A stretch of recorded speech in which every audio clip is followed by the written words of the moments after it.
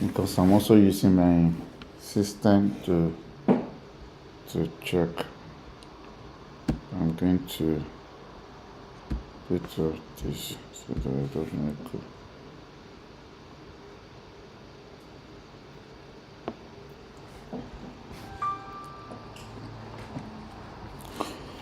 All right.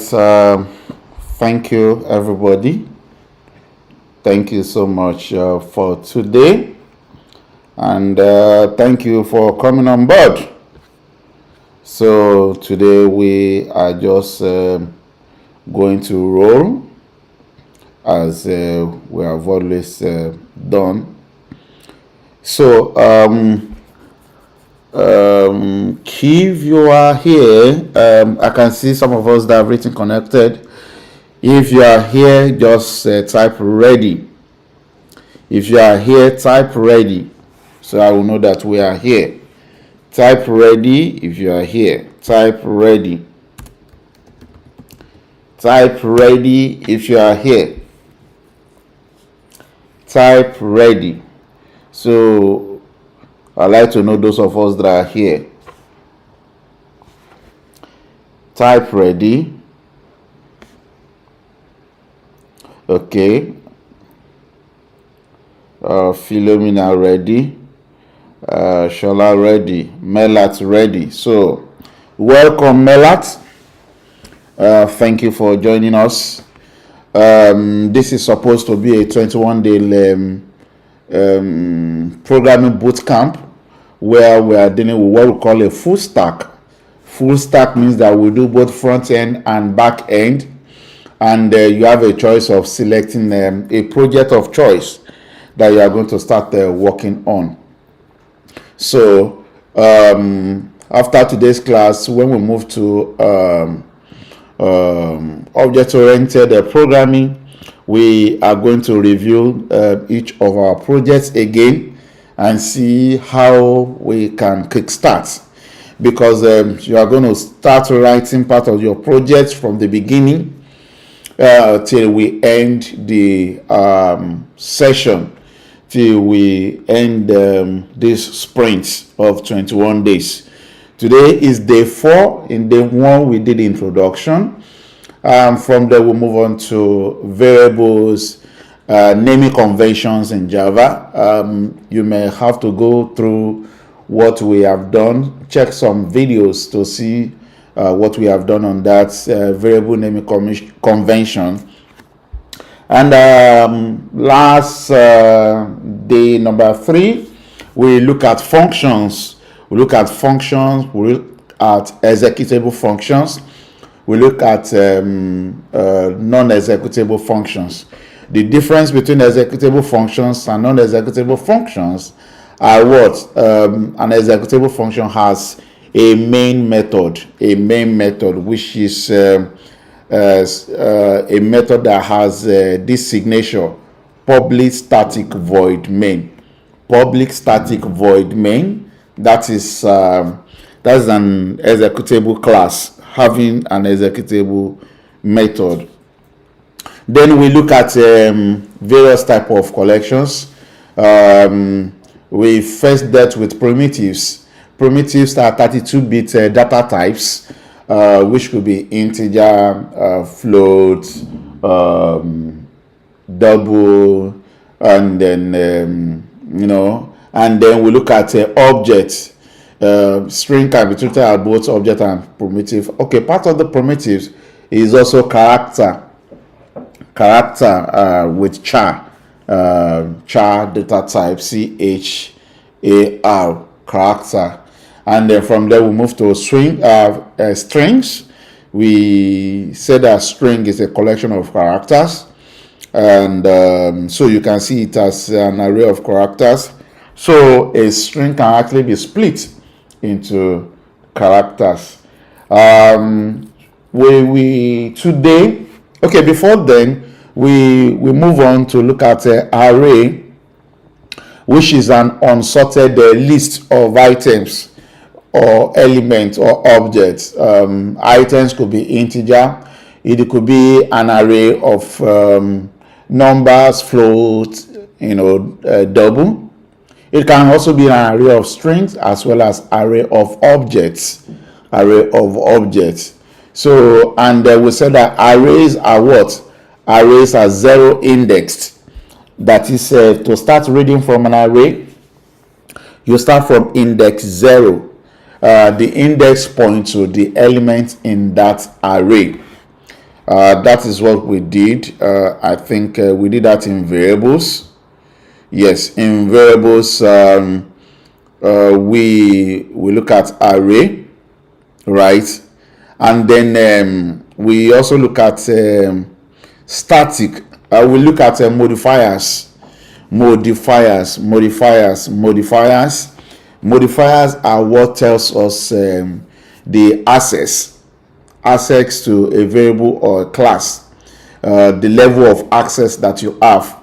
We have what we call a private access, which means that only the class has access to the method, function, or variables. When a variable or function or class has a modifier called public, then it means that any class can access the instance of that class. And if it is a package, it means that only classes within that package. A package is a collection of other related files. So when we go to packaging, we'll be talking about that. And so in declaring our variables, we talk about constants. A constant is a variable of which value does not change. For example, integer number of tire. To make this a proper constant, we'll put final. Anyone with final keyword in front of it means that it cannot change. Final represents a constant. However, if we add static to that variable or method or class, it means that that value will never change. Even if you have 100 collections of that class, instantiate it, the value will never change. So for a static variable, you do not need to instantiate a class. For example, we have a class called variables here. If you want to access the method in this variable, you will need to first declare the variable. For example, we can say variables. We can say variables. Let's see if you can see what I'm typing.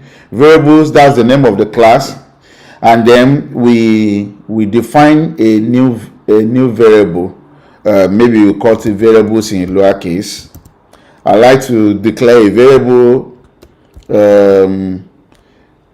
by just turning the first letter of the class to lowercase for instantiating the class. Then new variables.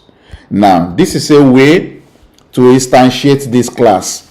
That is to make this class active, to be able to use the property or functions or methods in this class. You need to instantiate the class. That is, you need to make a copy of that class before you start making reference to the number there. Right?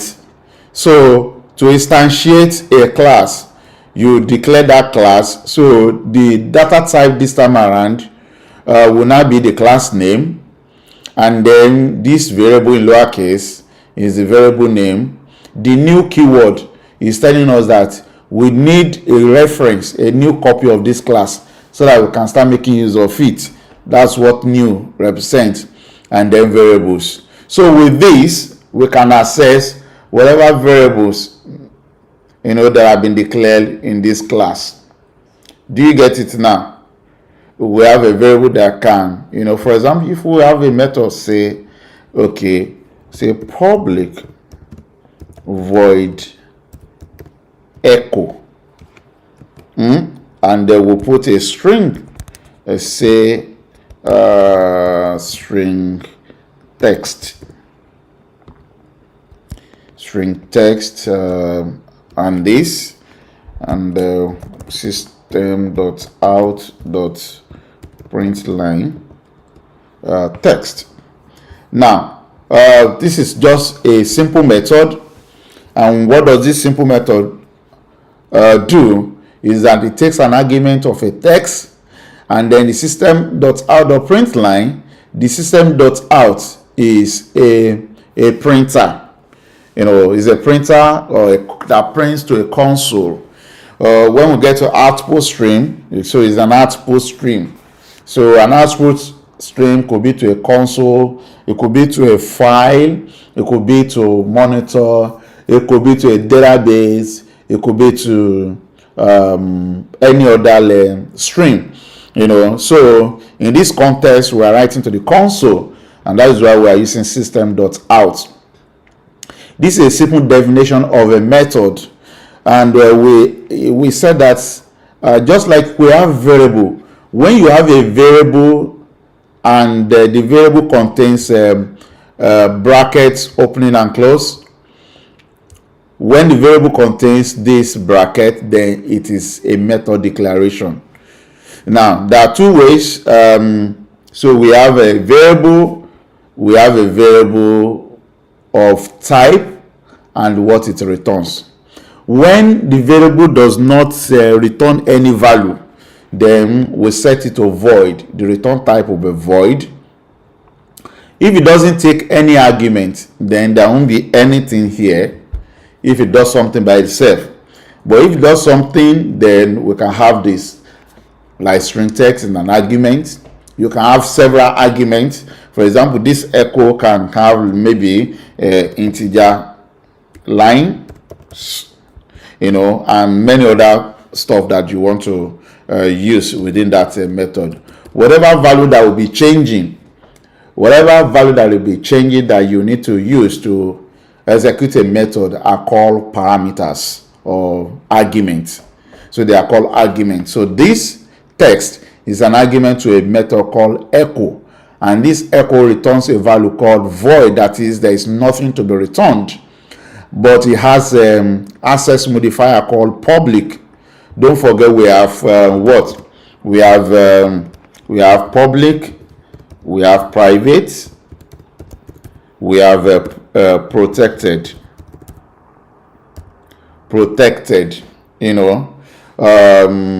and I was explaining that final is used for constant, and when you have static for that constant to prevent memory leakage, because each time you instantiate a variable or you declare a variable or instantiate a class, this variable name is stored in computer RAM memory. So you can imagine the number of variables that you could have instantiated and stored in the memory.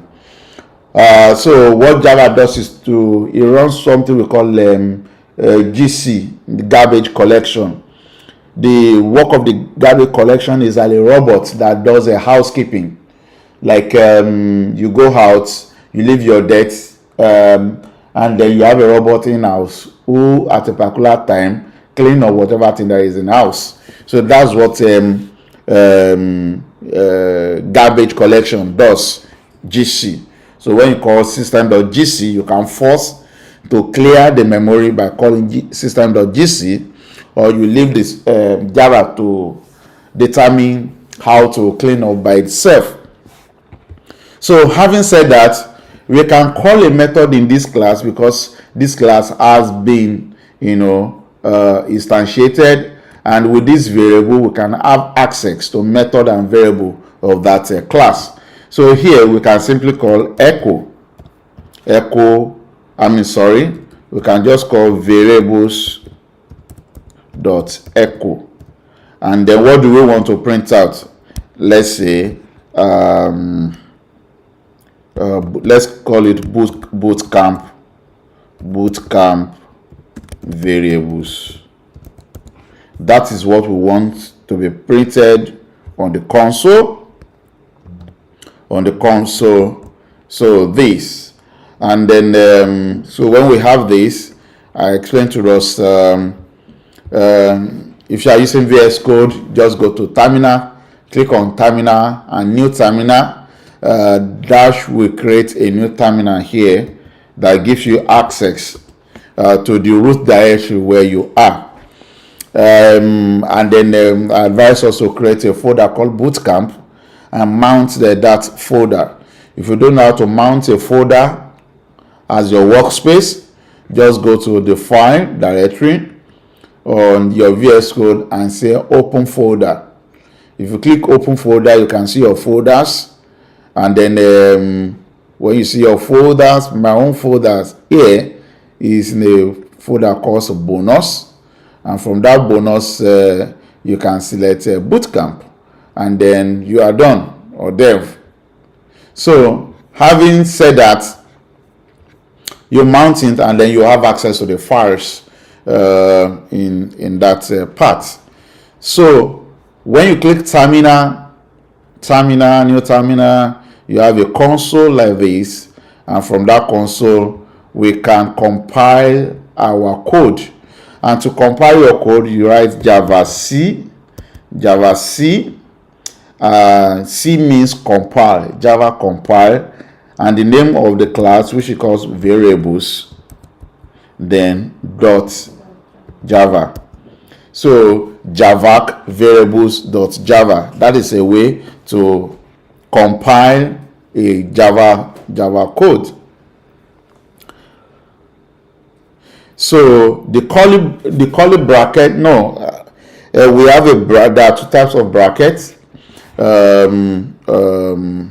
We have the curly bracket, and we have the normal bracket. So the normal bracket, when you have this normal bracket, that's method definition. Now when you have that method after the bracket and you put a curly brace bracket, that is method declaration. Whatever thing you put there is a code that needs to be executed. You are declaring a block of code, so we can say beginning of block of codes. So when you have this, then whatever thing that is inside this curly brace,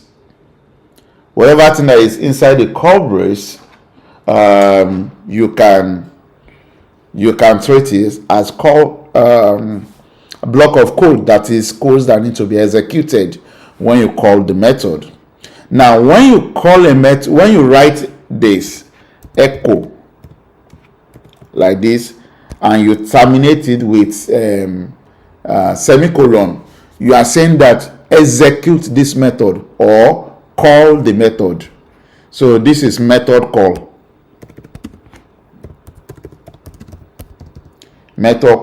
or execution.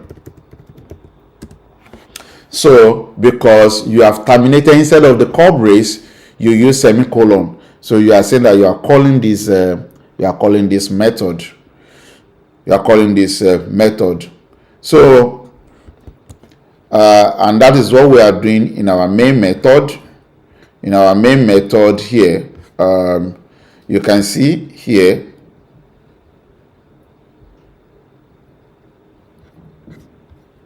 are we good?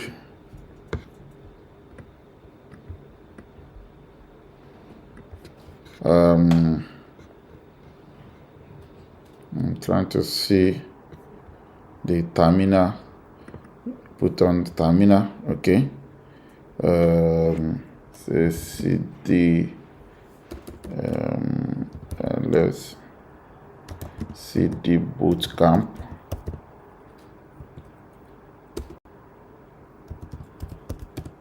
So I'm in bootcamp. So here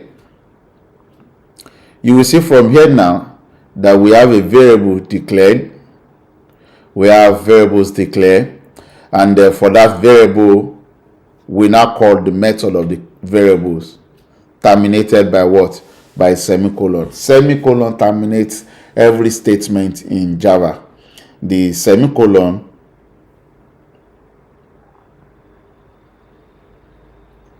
if someone declares a method, what if someone declares a method that has the same name with an inbuilt method name in Java?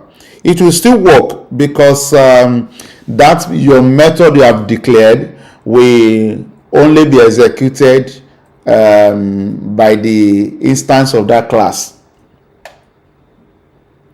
Do you understand?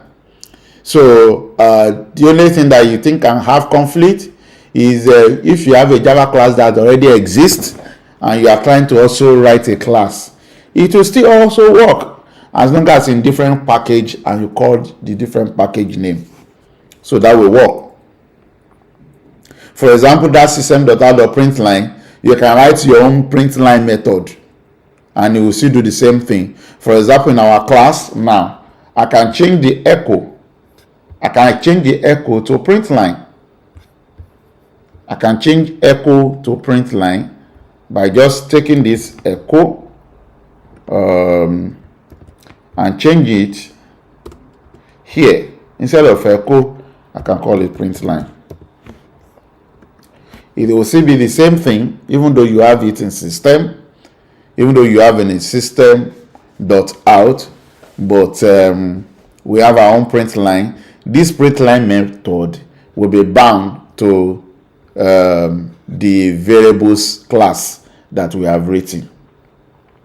So here we can just say okay, so that you know, let's put a text here and say calling from variables class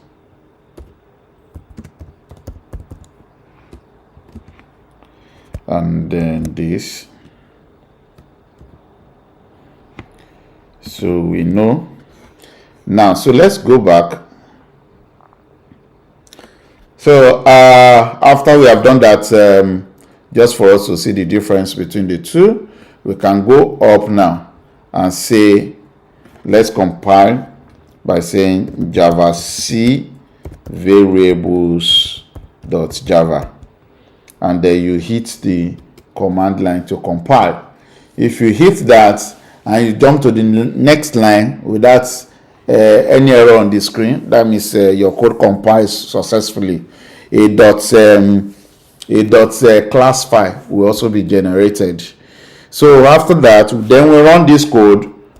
How do we run it? We just write the same Java but without the C, and variables without the .java extension. So to compile, we have javac, the class name .java, and then to run the code, we write Java, the class name without .java. Do you get that now? Okay, so and then you press to run. You can see we have system.out.println, we have number of tires 8, we have name of school CC Petros, we have bootcamp variables. Okay, then now let's now call the method println in our own class. So if we do that, we can just do this and then say variables.println, because we have a method called println. We have a method called println. So we have a method called println. So we are going to execute println. For us to know that this also works, we will see what will be printed on the screen. So let's go back and compile again. Javac and then Java. So you see, calling from variables class, bootcamp variables. So you can have the same method that Java has, inbuilt Java has, as well, as long as it's your own class, that your own method will be unique, bound to your class. That is what we have. So let's move to functions. Under functions, we have already explained function as a code block. So, and I've talked about qualifiers and things like that. Then we look at operations, that is signs that we can use to perform certain operations. I talk about plus sign, which performs addition. Minus sign or dash or hyphen performs subtraction. Then percentage sign or character performs a modulus. And I explain what modulus is, which is division with remainder only. That is 13 mod 10. Mod for modulus, 13 mod 10 will give you 3. That is 13 divided by 10. What will be the remainder? 3. Then we talk about backslash as what? As division or forward slash by division. And then we have pipes for logical operation, Boolean operation, and then single pipe for binary operation. When it comes to strings, we can have something like backslash, right? Let's see.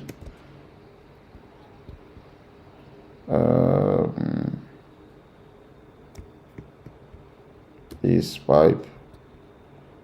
This is control. I'm trying to find it.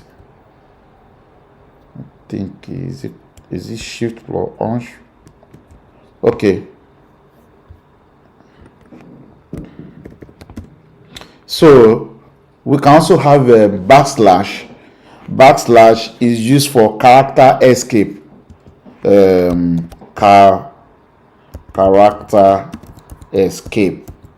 Character escape.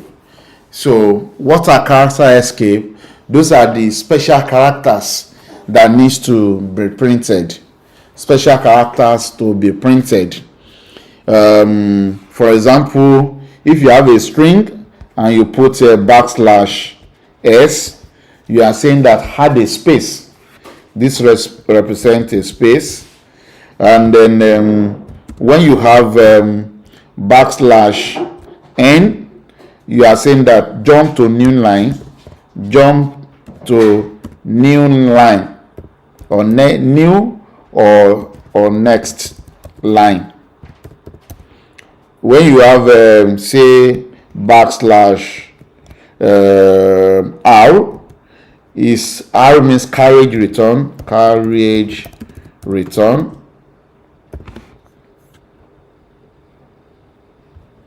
You may not see it on your screen, so that will jump to carriage return. And let me see if I can add one. So if you have backslash, you are saying that you want a backslash. This is backslash. So that's what we use backslash for. We use backslash for character escape. I will show us that. For example, if you come here, we have number of scores of here we want to print all the names. If you run this code, let's see, we want to print all the names. If you run this code, say java functions.java, let me move it up a bit.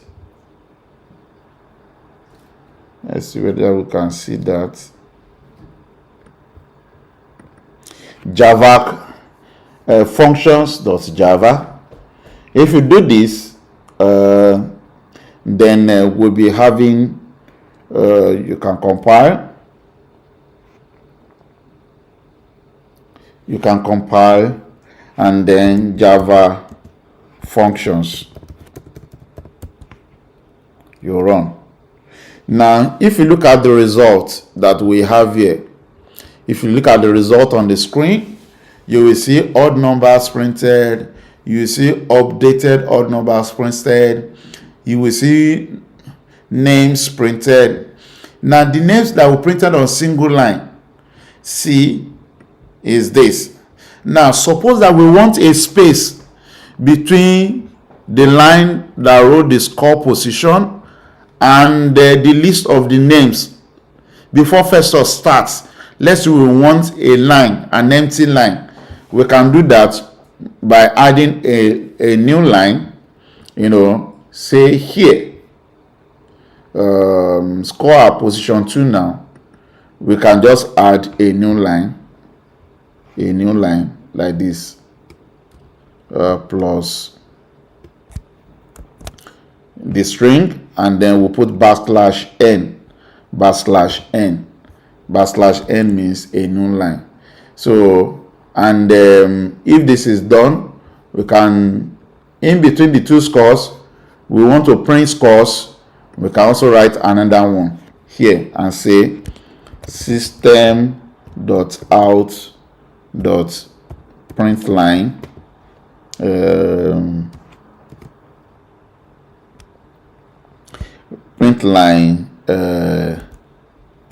print scores. But we want print scores to start on a new line, so that there should be a line, an empty line before the print score is printed. So we can just say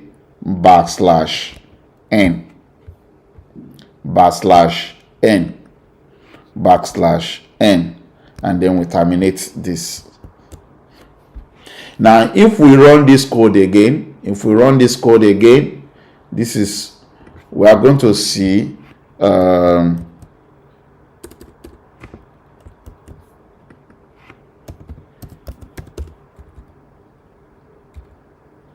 so let's compile again, Java, and then Java functions. You will see that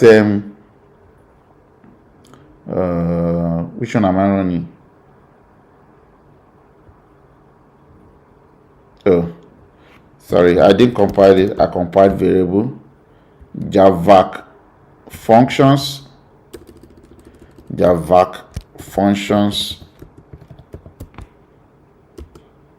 then Java functions. Now you will see that the result is different. Can you see it now? We have a score, position, and between the position and Festus there is an empty line, and then between with time we start printing scores, we lift an empty line, which makes whatever thing we have on the console more readable. Okay, let me add another escape character here. Let me add another escape character. Let's see another escape character. Escape character. Carriage return. Then we have this. When we have a \t. T means new tab.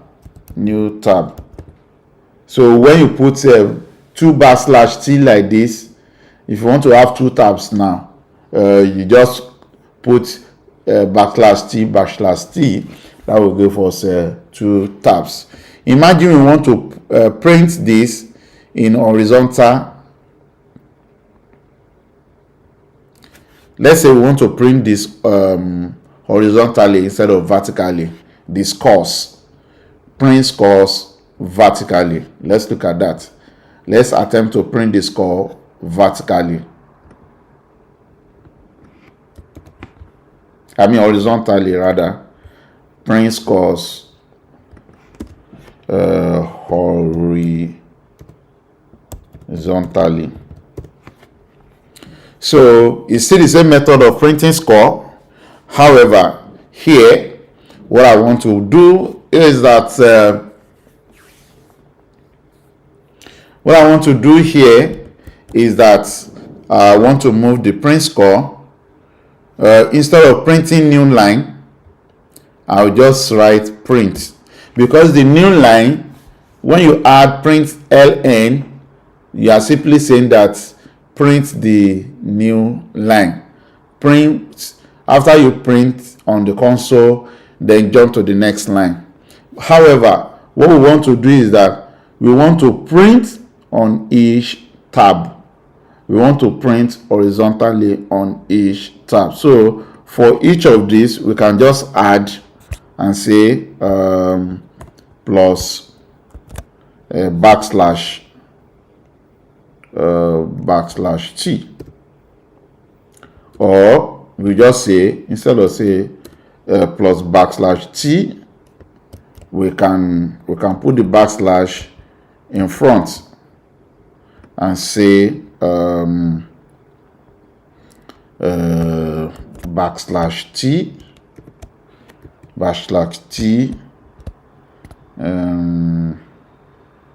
where am I now?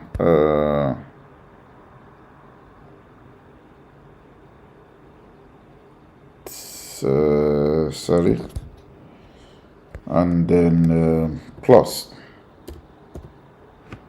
So we do this.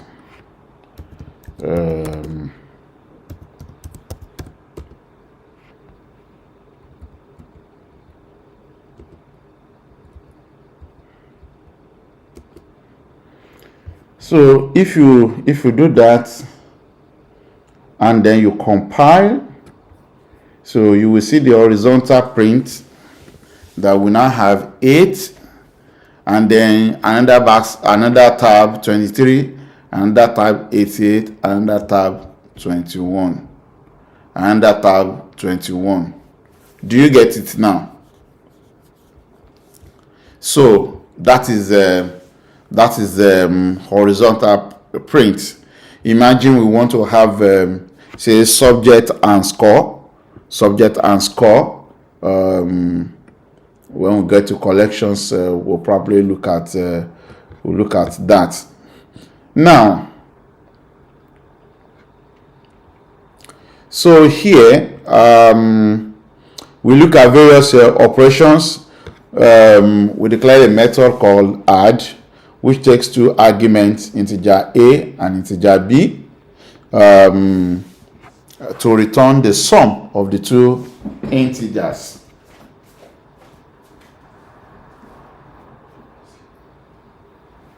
To return the sum of the 2 integers.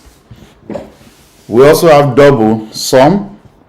That is another variable, method declaration, which has amount 1, amount 2, amount 3 to return the sum.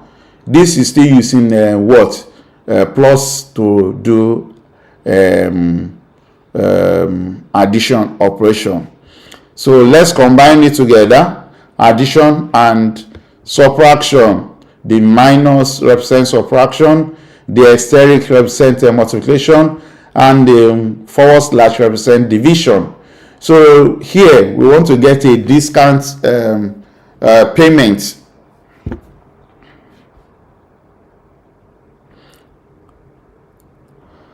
Okay, if something is not clear, you can always type in the chat so that I can respond as I'm talking. So for this, we have a discount. We have a discount. We have discounted price. There is a price for something, and this discount to it, and then we pick a number of shirts, and we want to know for the number of shirts we have picked, how much are we paying after applying the discounts. So first we calculate the discounts by multiplying price times the discounts. That will give us the discounts. Because it's always in percentage, that's why we are dividing by 100. Next one is the actual payment, which is what? Which is the price minus discounted amount, and then multiply by total number of shirts. That will give us what? That will give us the payment. In another way, in another way, maybe when you are writing some algorithm and things like that, we can actually reduce memory consumption by reducing the variables we declare. Don't forget, for every variable you declare, they are stored in the memory. So when you have so much of them, it can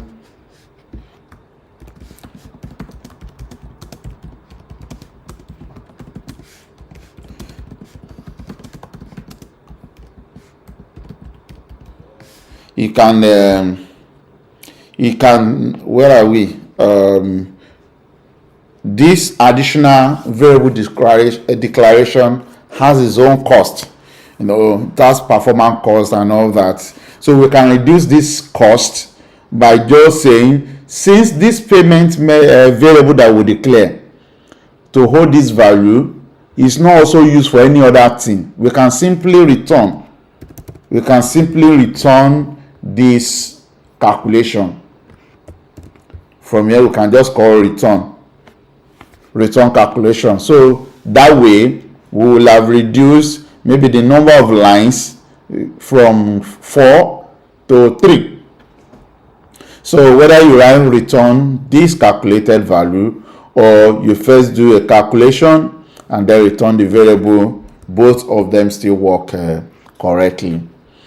Now, so having done that, we move to quadratic roots to see how we can treat this. So here we have a quadratic root given a function as squared plus bs squared, as squared plus bx plus c, and we want to get the roots. For the quadratic formula, it says that x1 will be minus b plus or minus b squared minus 4ac divided by 2a. In mathematics, the one in the bracket, b squared minus 4ac, is often called the determinant. So let's say our determinant is d, we put it as a variable. Oftentimes it is good to take your chunk of code to break it into simpler steps, so that your code will be very much readable. So someone who does not write your code can also read your code, understand, and continue to work on it.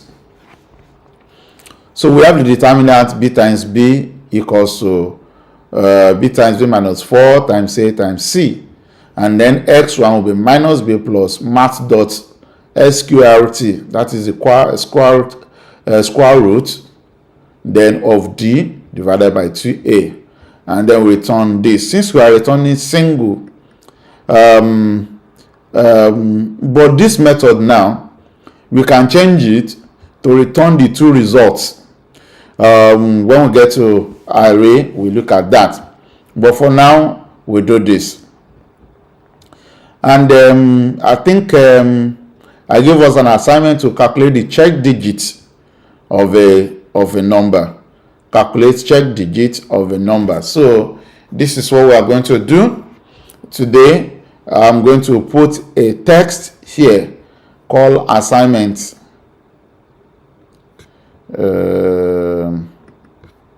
Let's see. Inside Bootcamp, we are going to create assignments, task. Okay, good. So our first assignment is this. Write is a function to calculate the check digit of a card number. You may need to research to find what that is. A check digit, like I said, is the last number of a card. For example, if a card is a 16-digit card, 1, 2, 3, 4, 5, 6, 7, 8, 9, 10, 11, 12, 13, 14, 15, 16. The 16 letter number is calculated using the first 10. So, and we use weighted 10. We call it weighted average. So check that and find out how to calculate that. That's the first assignment. So the second assignment, okay, let's go ahead. From there, we have declared methods. I think we'll close our method today with strings. I talk about string, that a string is an object because it is how do I put it now? You can't actually change it. You can't modify it.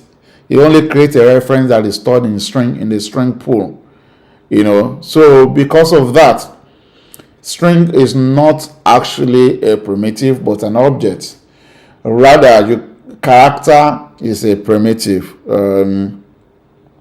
Like here, for example, here where we're declaring variables, there is we have alphabet A.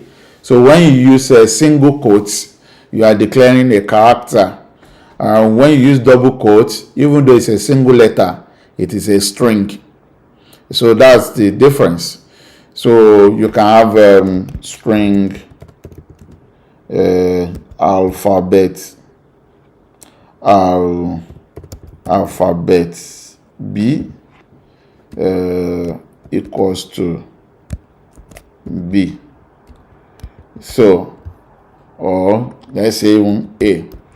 There is difference between alphabet A and alphabet B, because A is with single quotes, making it a character, while alphabet B is double quotes, making it a string. All right, so having said that, we are talking about string. I've talked about integer, which is for integer number, float for float and double takes a decimal place. Long is a number that is more than 32 bits. Also, you can use long for that. 8 bits. So it takes a longer value than integer. That is why we use a long. String explain. Boolean is used for logical value of variables, either yes or no, true or false, 1 or 0.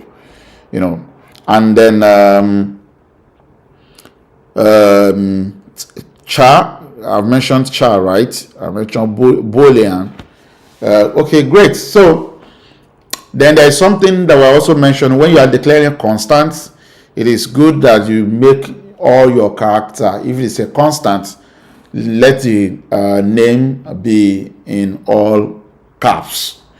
When you are declaring variable, if it is more than one word, the first word has to start with a lowercase character, and then each of the other words join together with each letter, starting with capital letter.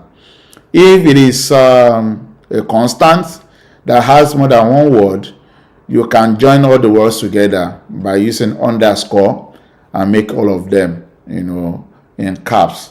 That is how we declare number of tires.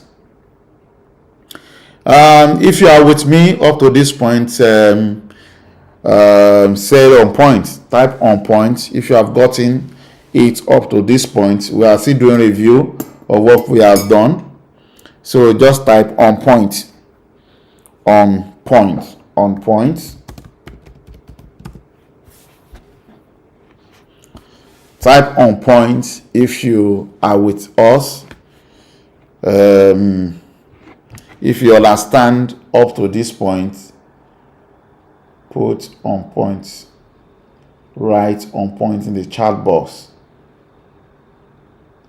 Write on point in the chat box. Write on point in the chat box. Okay. On point from Philomena, Shola, and Melat. I'm waiting for you.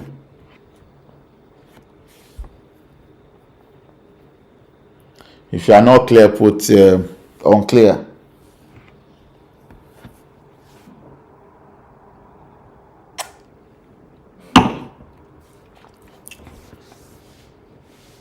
Are we there? On point? Is smell acid there?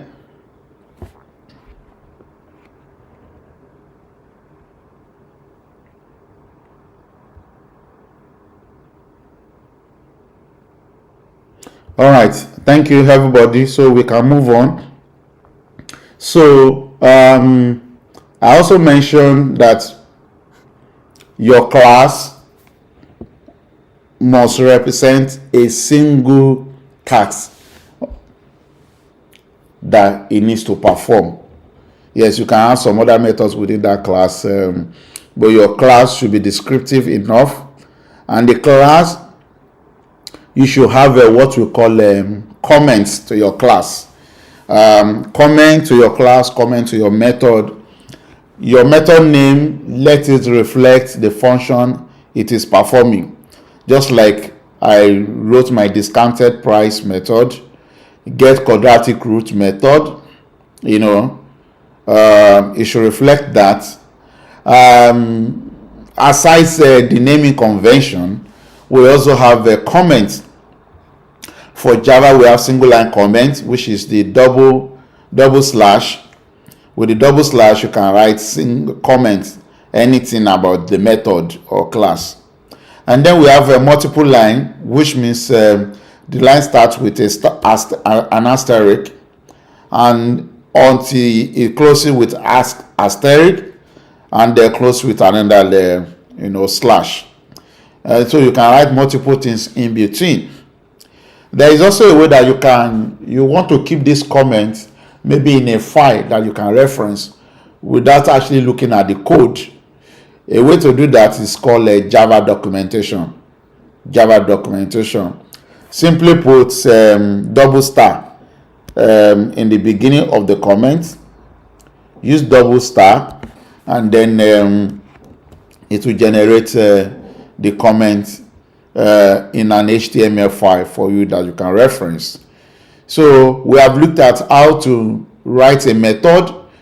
In our echo class, it returns nothing. In this class, get total names, we want to count the number of names in a string.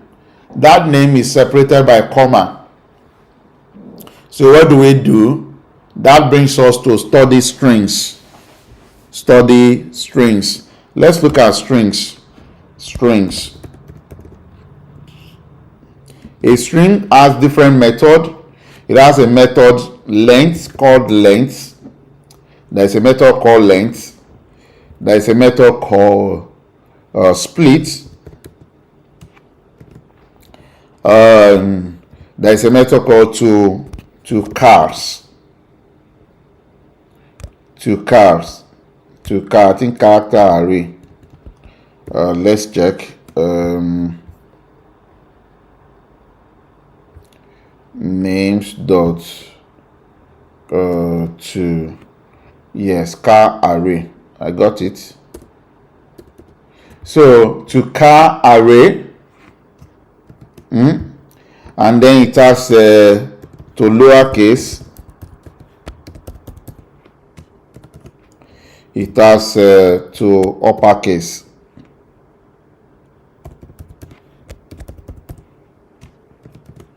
It also has, in case you are not able to see, it also has to lowercase, to uppercase.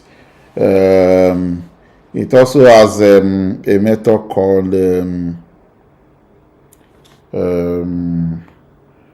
you just keep in my mind now.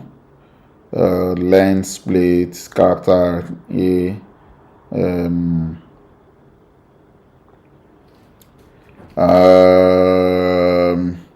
Okay, when I remember, I will put it, but you can get the rest. Okay, so that's a string, and like I said, a string is anything that is quoted in double days. Let's look at dot length. The dot length of a string gives you the total number of characters Dot length means total number of characters.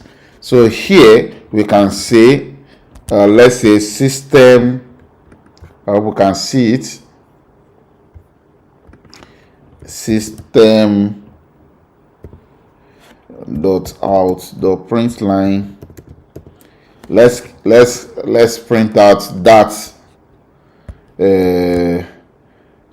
string first. Backslash new line plus names. Okay, so that is a string. Now I want to print let's call this method total length. Okay, so we can say system dot out dot print line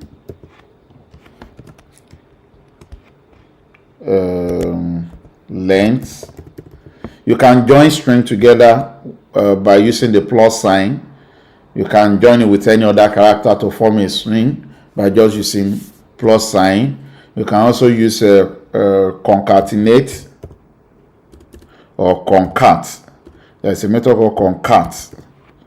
Concat is just two strings together. Okay, so length of this string will now be names dot length. We call the dot length method. That should give us the length of the string. Don't forget the string we are dealing with is called names here. The next one we have the split. The split tells us is split this string to array of other strings. So if you do that, we can say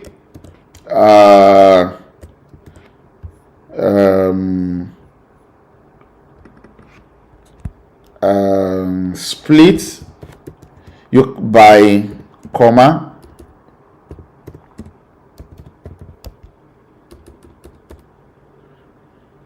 we are splitting by comma. What this simply means is that this name, I want to separate them by using comma as separator.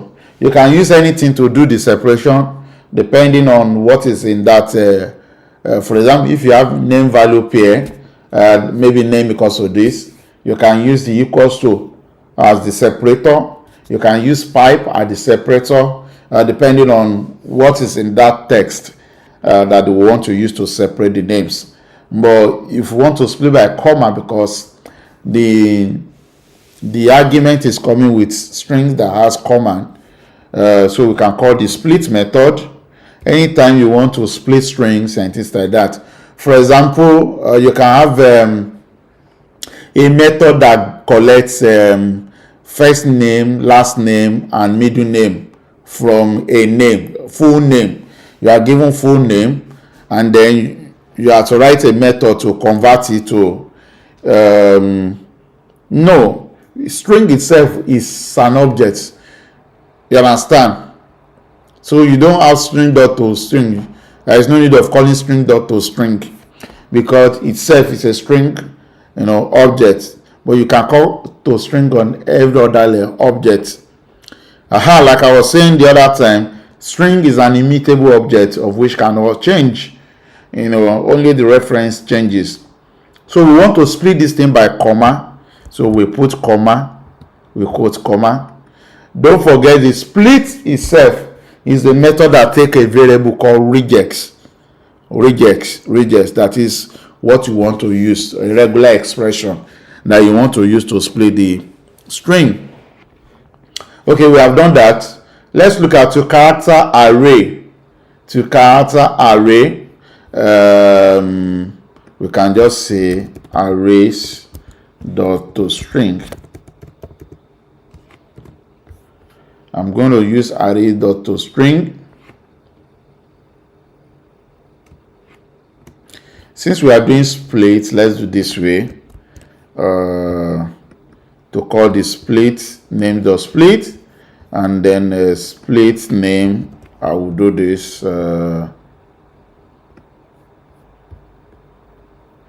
So we don't duplicate method array.toString. Okay, let me try and explain again what I'm trying to do here. The first line inside the get total names, we just want to test all the method of string. It doesn't mean that you have to do it every time. We want to test all the methods of the string that we have declared or that I've mentioned to us. Don't forget, it's like the function that we declared the other time. We have a function called variable, and we instantiate that variable to a new class. So it's just like saying new string. You have a new string object. Then after it has been instantiated, you want to call the method of that class. So string itself is a class, and we want to print out the method of the class. And the first method here is called length. Length. There's a method called length. It takes no arguments. There's another method called split, which takes an argument called the regular expression regex. And to split the string, we are putting comma there, right? And then we want to print the split names.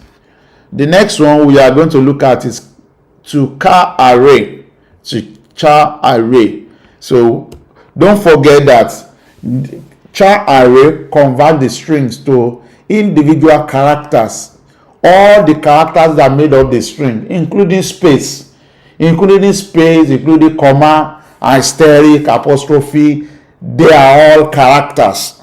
So if you run to character array, to char array, you are going to get an array of all the characters. So because it's a character, so we are going to call it char, defined as as an array, chars in name, let's say is equals to names dot to char array. That's the method we want to test. And then here I can say that all characters, let me see, I hope you can see the screen. So we have all characters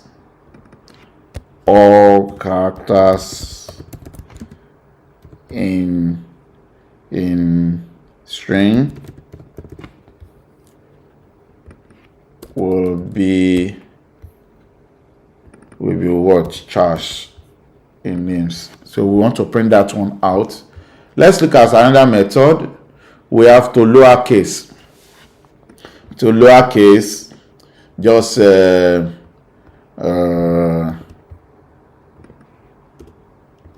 we'll just say in lowercase, let's leave the string in lowercase. That will just give us, we call the lowercase method names dot lowercase, right? If we want to see everything in uppercase, let's see uppercase in uppercase. So this will be to uppercase. Now, so this is about the string. We have dealt with different methods in string, and then we have I think it should be join self instead of concat. I think concat is for array. So there is a join method. So let's say let's declare a new string. Say string new string equals to appendix. let's declare a string called appendix. Now we want to add this appendix. We want to add this appendix to the names that was given. So we can simply say string joined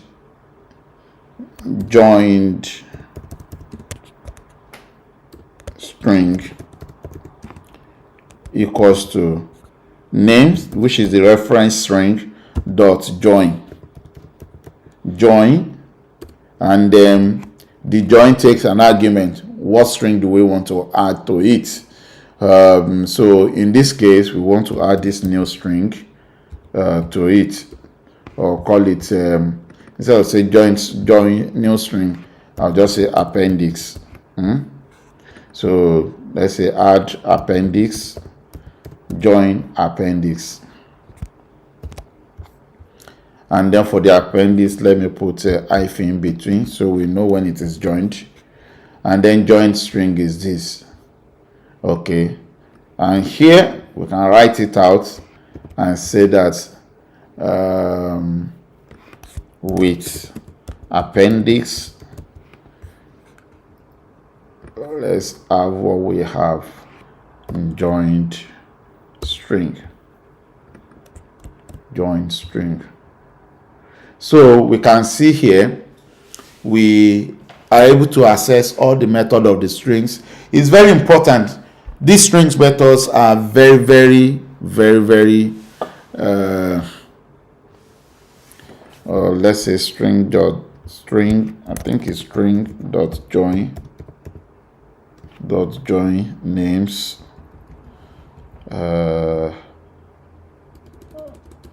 appendix, and then we have the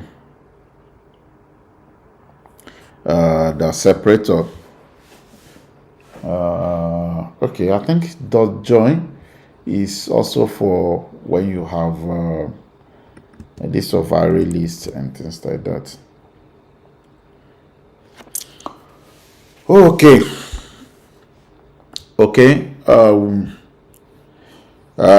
So we have the appendix, we have this. Let's try and run this code to see where we are, to see that we have not derailed. So we have javac, and then we have functions, that's java, and then java function. Okay, so java functions rather. So if we run it, you will see that here, let me see whether we call this method. I'm not sure we call that method, so let's look at it. What's the name of the method? Get total names. Okay, since we have already instantiated this class here, where is the class name? Functions. No, we haven't instantiated, so let's go ahead and instantiate it. So we have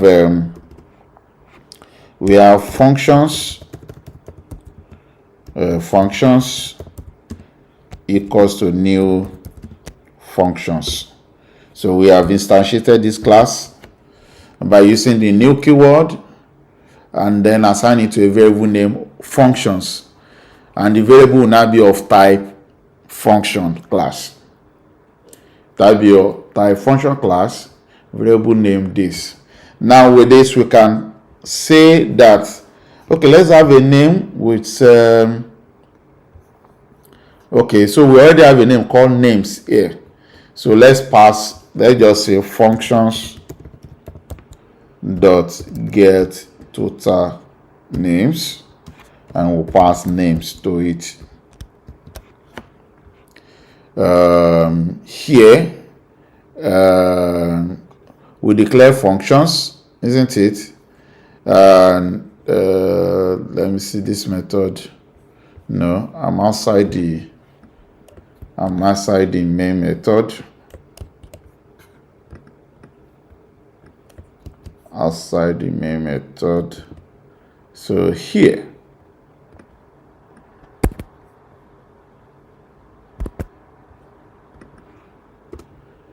how we can see.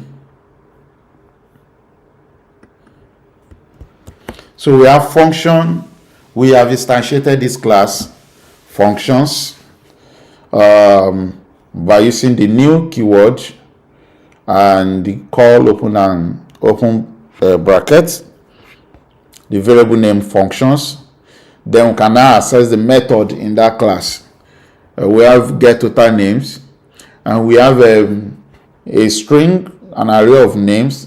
In fact, it's not an array of names because we are dealing with a single string. So let's declare test names,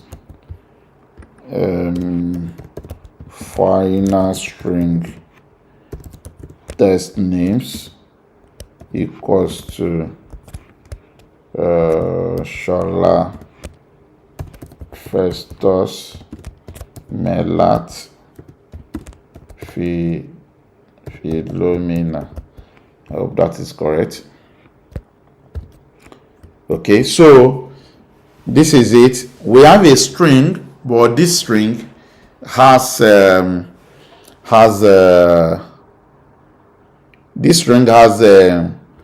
some names there separated by comma, and we want to get all the names here. So all the names here. So we'll pass this to the method get total names. This is to allow us to see all our string functions. So let's see if we can see our string functions. So string functions, let's compile this class again. Java functions, then Java functions. So if you look at it, this is it.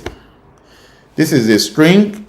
We have it printed Shola, Festus, Mela, Philomena, which is the original string. So this is the original string. And then the next, we want to count the length of the string. We call dot length. If you go back to the method, there was a dot length method of the string itself, right? So the length we call dot length, so not the length of the string. That gives us the length of the string. That gives us the length of the string. So if we also want to test, I think after that we split by comma and print the names. So when we split it by comma, you can see split by comma. This will give us this. When we split by comma, this is what we get. We get Shola, Festus, Melat, Philomena in angular rectangular brackets. This shows that this is an array. You can see split by comma. Now, like I told you, if we want to do to character array, that will tell us all the characters, including string, including space, including comma. So we had to char array. To char array will give us this. All characters in the string. You can see S, O, L, A, comma. You see double comma here, meaning that there is a comma. And then we have a space. We have space. We have F. We have E, S, T, U, S. We have comma. and then we have a space. We have NELAT representing Melat, and then we have comma again. We have comma again, and then you will see Philomena. If you are not seeing it, just wait for it. Maybe your screen should be able to see what I just explained. So you should see all the characters, all the characters. Let me do something like this.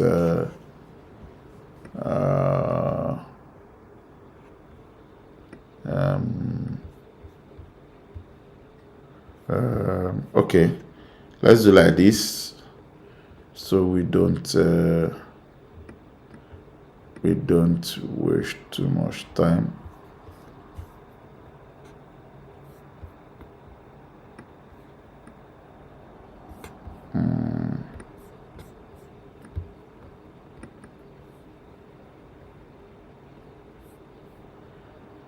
I'm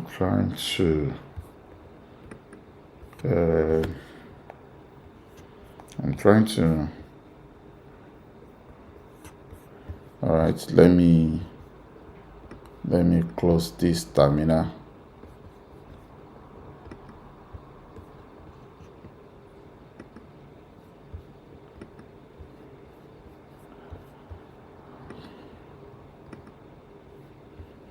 Okay, this is new terminal, and for this function,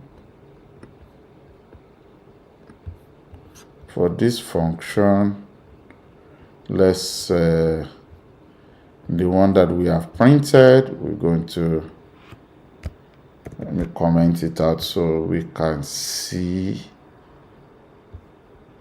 all.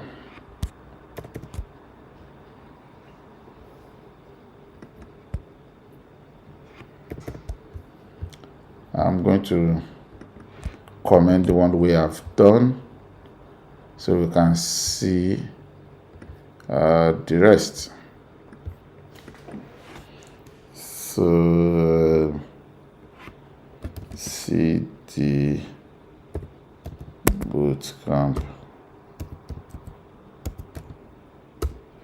then Java functions.java.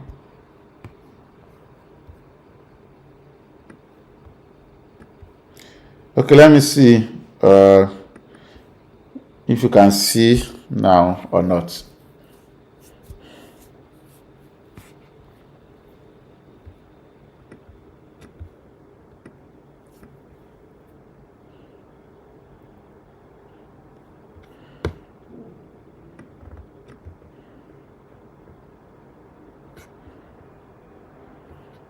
Can you see now? So I run Java and then Java functions.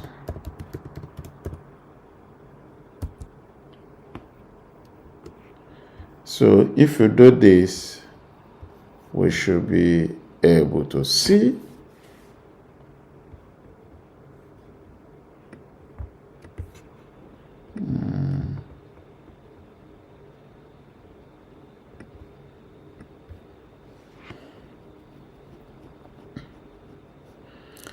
let me know if you're able to see. I can recompile again and comment out those other ones. Can you see it? Okay. I think that is some that I need to comment out.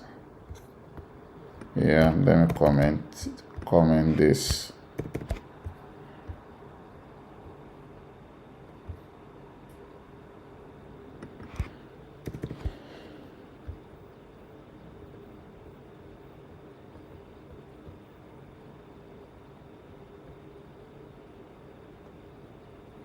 Okay, so I'll save this, then We'll try and run again.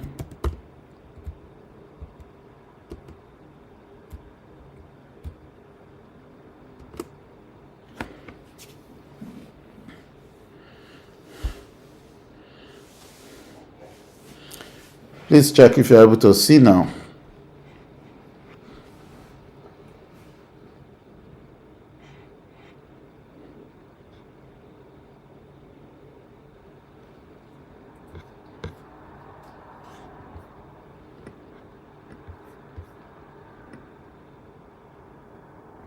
Check if you're able to see now. Okay, great. Thank you. Thank you. So that's about that. Let me see. Let me try and close the terminal. Let's see. I think the terminal is messing up.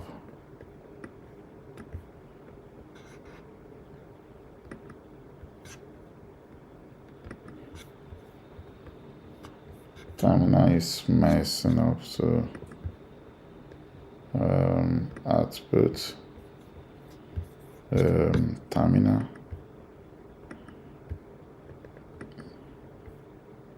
Okay. All right. So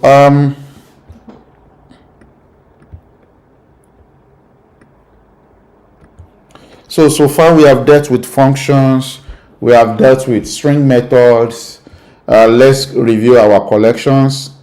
For the collections, I think we started with array, right? And I started by saying that array is an what? Is a collection of items or data or variables or other classes, and a zero index. And how do you declare array? How do you declare array? So let's say create public string create arrays. Let's put it this way. Then array could be any type. Array could be an integer. In fact, let me say void self, because we are not expecting it to return any data. So array could be for any primitives most times, but array is a fixed collection. When we say fixed collection, we mean that it is you must know the size of the array at the point of constructing or creating the class. It's just like saying you are admitting 10 students. So the number of students or record you are creating will be for that 10 students. No student can join after the session has begun and things like that.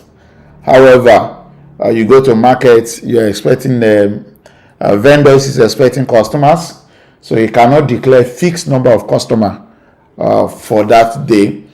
So people can come and go. So when the size is fixed, it is an array. When the size is not fixed, it is called a dynamic array.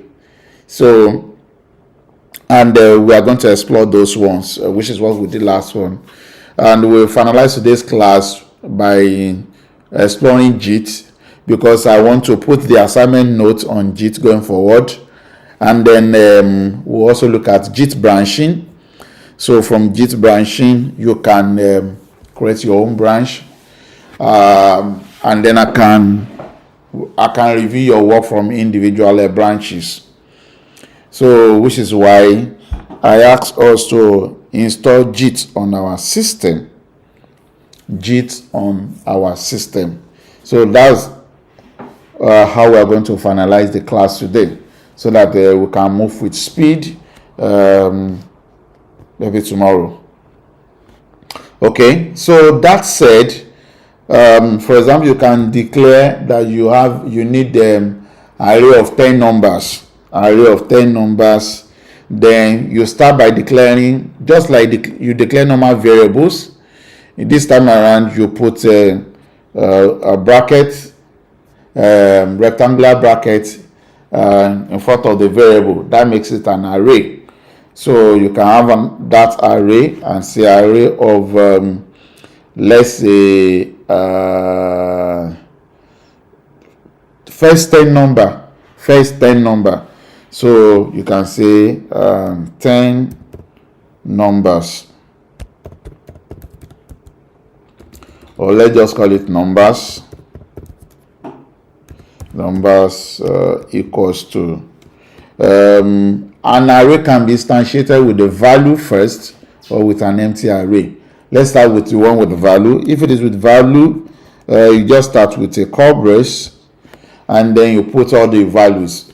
Since we want 10 numbers, so we can say 1, 2, 3, 4, 5, 6, 7, 8, 9, 10. This is an array of 10 numbers. Let's also say we want an array of odd numbers between 1 and 10. Odd numbers between 1 and 10. Odd numbers with between 1 and 10. We can I want us to write a code to print out all numbers and even numbers in this connection. So we can have another array of, say, prices. Prices is let's say it has a decimal number, right? So we can use double as data type, and what makes it an array is just the rectangular tag. So let's say prices. Let's say prices per day for the week. Prices for the week. We can say equals to new double. How many days are in the week? 7 days. So let's say 7. Now, when you have an array like this, you can also have array of string.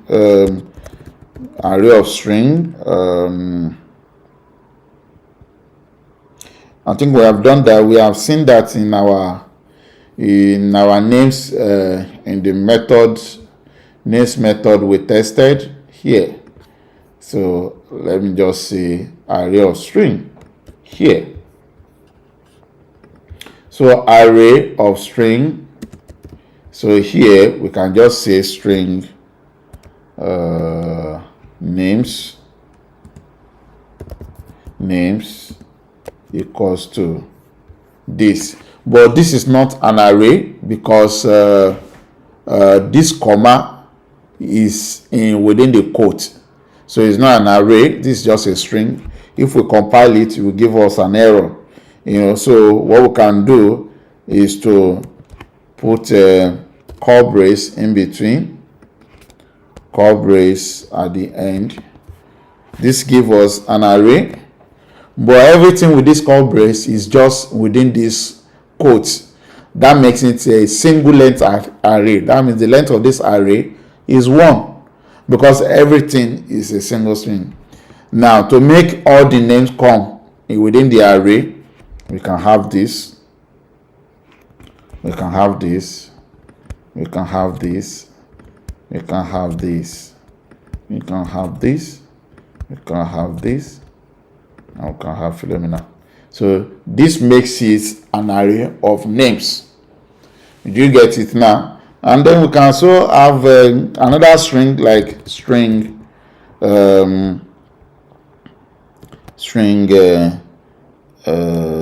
let's say cities equals to new string maybe 100. That gives us what? That gives us an array of 100 cities. Now there's something interesting here. Depending on the data type, the default value in that array will be the default data type. If you instantiate an integer or if you declare an integer, and there is nothing in that integer, the default value will be 0. If you declare a double and you didn't assign any value to it, the default value will be 0.0. If you declare a string and then let's make this 5, so that when we try to print, let's make it 5. If you look at this one now, you have a string. When you do this, the default value of string, because string is an object, the default value will be null, null, null. Anything object, the default value is null. We can try to do that. Let's say system.out.println say default values.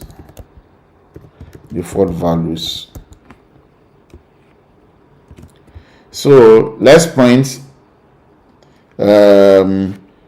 prices and cities have no data currently, so we can say system.out.println let's use this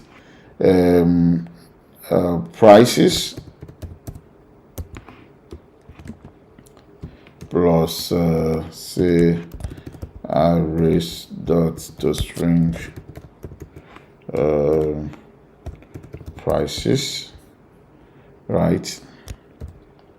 Array dot to string is just an helper class in Java, so you need to import it.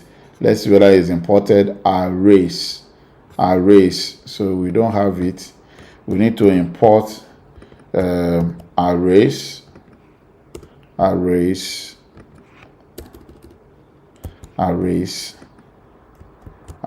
as a static method called toString, which prints any array. So prices and then cities. These are default cities. If we compile this class, if I'm running too fast, you can type slow down. If I'm not running too fast, you can type go on.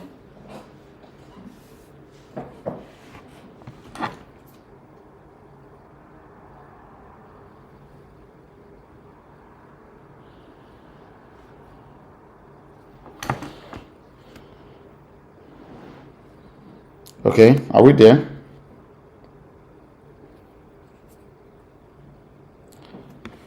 If I'm running too fast, type slow down. If I'm not running too fast, type go on.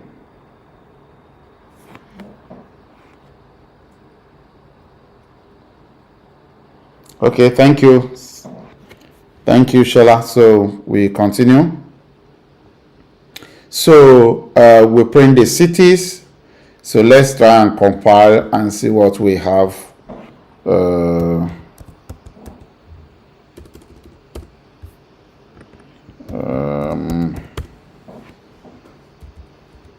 are going to compile again. Let me see whether you are able to see what I'm seeing.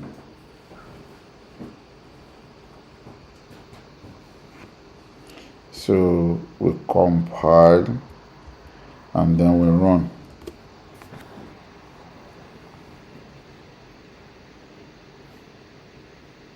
We compile and then we run.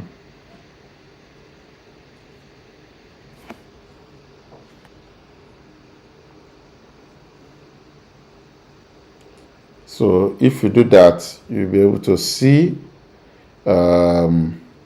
Okay, we have not called that method. Since we have not called that method, let me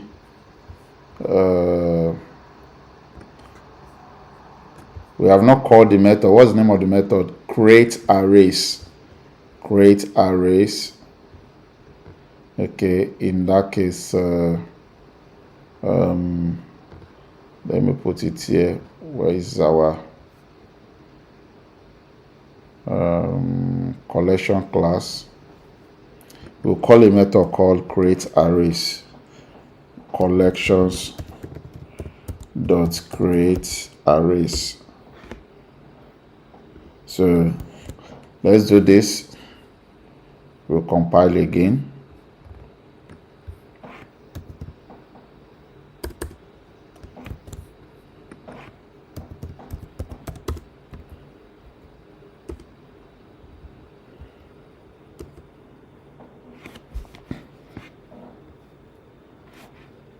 If you look at it, you will see that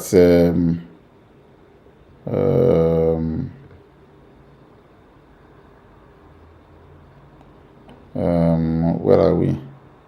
Collections dot create. Oh, sorry, I'm compiling the wrong class. So Java collections dot Java,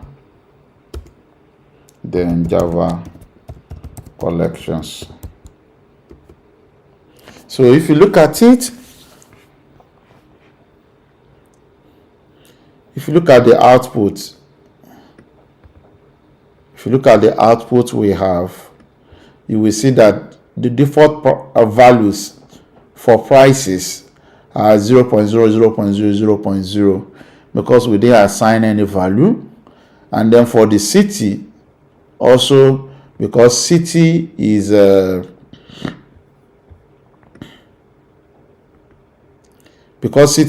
what is it called? It's a string, an array of strings. We have null as the value. So that's why we see this null as the value. Now let's try and modify this. And do something with it. If we go back to the array, now let's add value. Now the prices has 7 items. Based on the size we have put there. So we can simply say and arrays,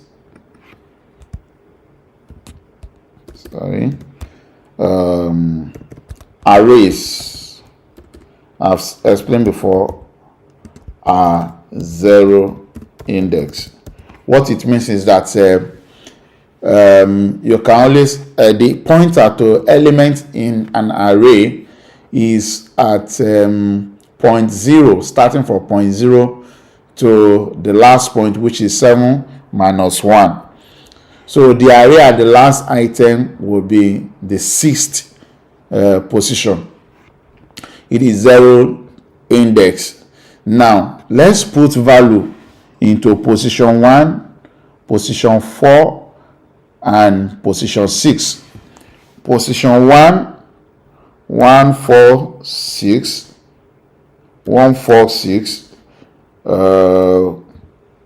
6 will simply translate to, if it is 0 index, that will be 0th one. The 4, position 4, that will be what? That will be 3rd. That will be 3rd. And then the last one, which is 6, will be 5th, based on 0 index. So we can say prices of 0 equals to 45.23. Prices of 3, right? Prices of 3 will be equals to 75.00, right? And prices of the 5th one will be what? Will be let's say 75 plus 75, 150. To make this one 75, 30, Okay, so let's say it's 29.77.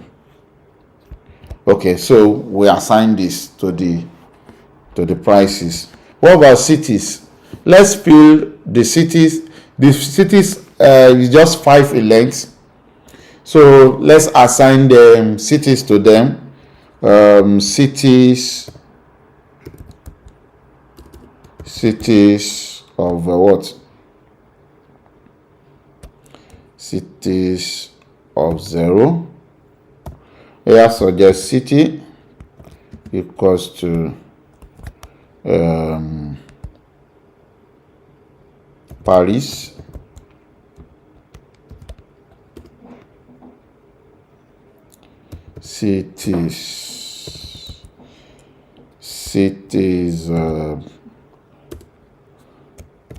Cities of 1 equals to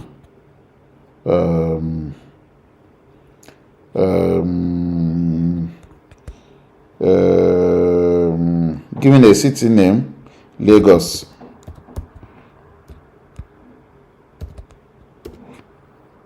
Cities of 2 equals to Barcelona.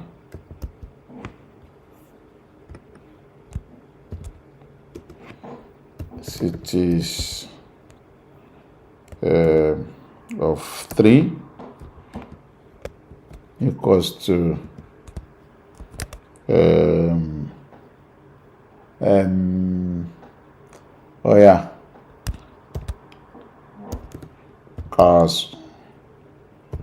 Corona. Cities of 4 equals to London. So let's have this. Now with this we have set up, we have updated, we have filled the array that we have. And if we try to print this again,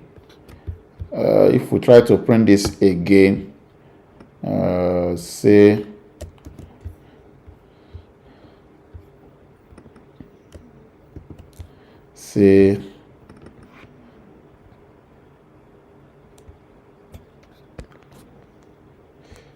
with new value,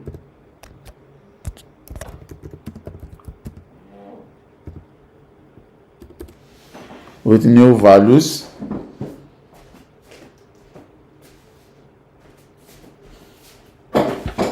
so with new values, let's see and print it again.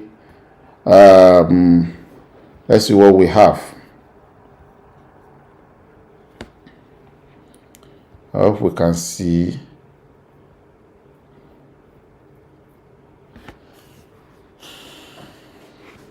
So we need values. Let's see what this gives us. We print, we'll print those cities again.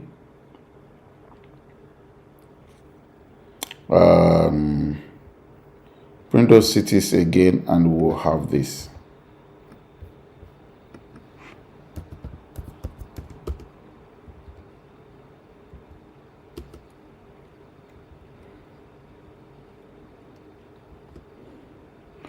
So if you look at it, you will see that with new values, we are seeing new thing.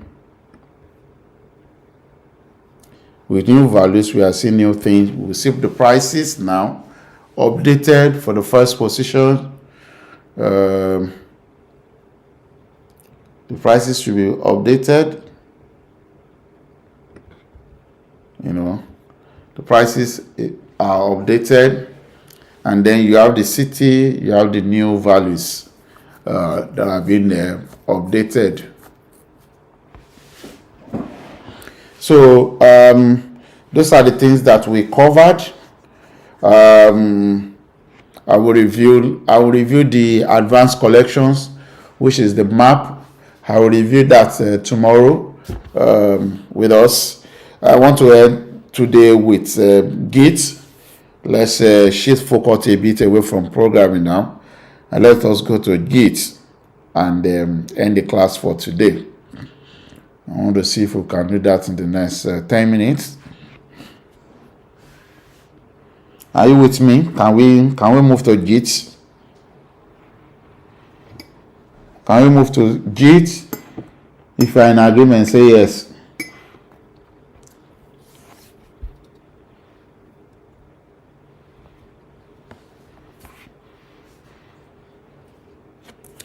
All right. So for Git,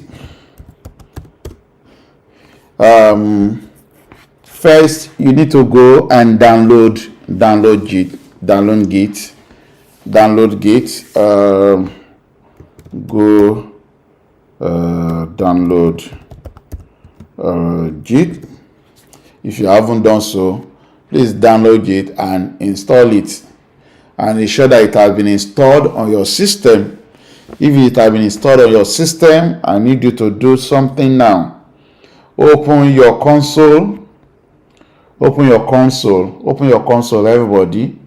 Open your console to the directory where your you type Git. Type Git. If you can't find Git, it is not installed. If you can't find Git,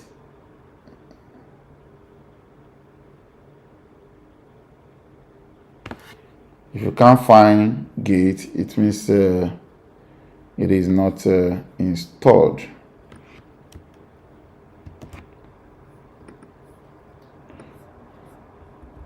If you can't find Git, it means it's not. Okay, please do. If you are just trying to download, please download now.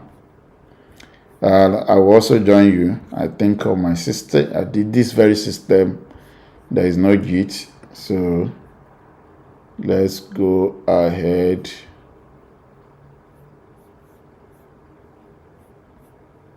Let me see Git.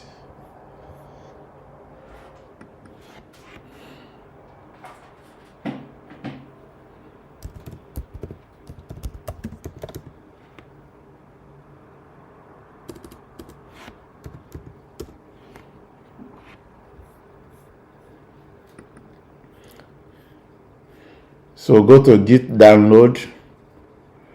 You can find it in Git SCM download. Git SCM. You should find it in this.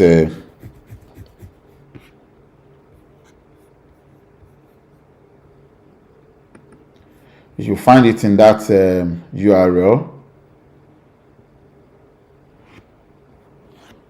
You find it in that URL on your screen. So type that URL, gitscm.com. You can download the one for your system, if it is Linux, Mac, or Windows.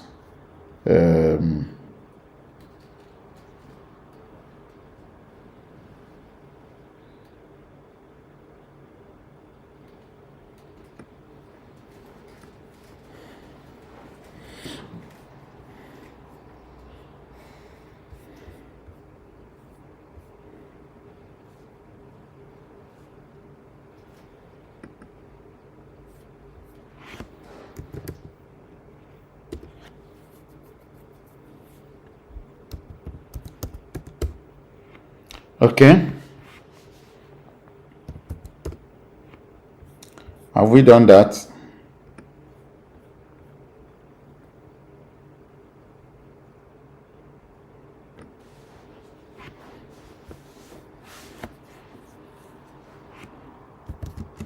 Let me know when you are there. Let me know once you have installed.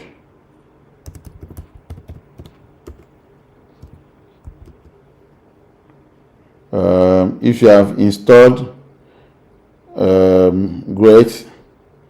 Okay, great. So if you have typed Git and you find it, now on your system, change directly to Bootcamp.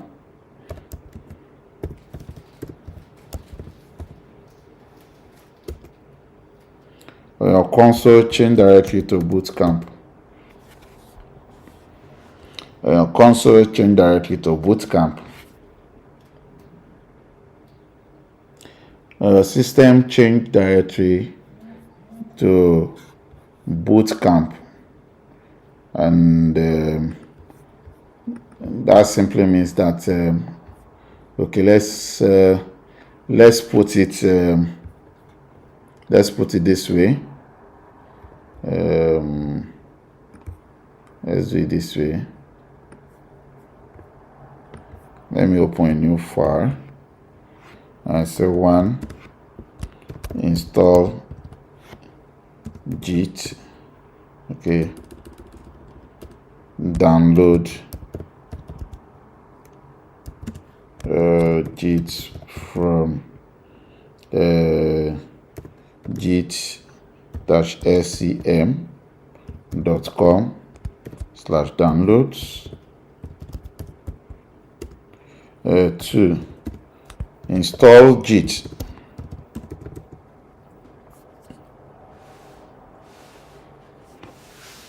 Install Git. 3. Verify that Git is installed by executing Git. Just type Git on the console. So if you're able to do that, next 4, go to git.com, github.com, and create account. If you already have accounts, log in.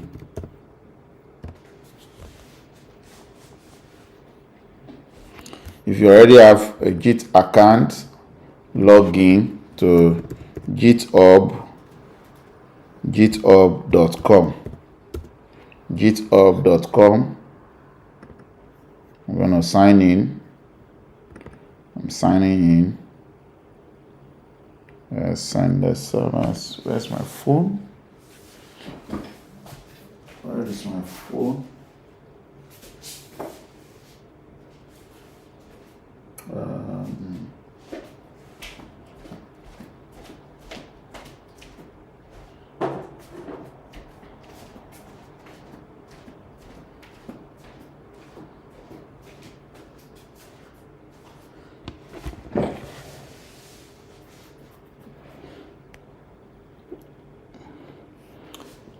So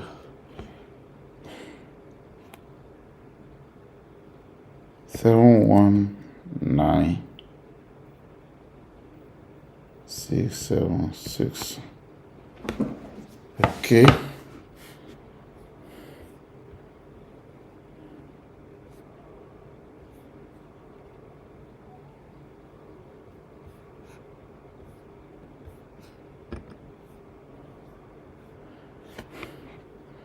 So if you have logged in to your Git, I think the next thing to do is that click on your name icon. You will see an icon on your name. Then click your repositories. Click your repositories. That should show you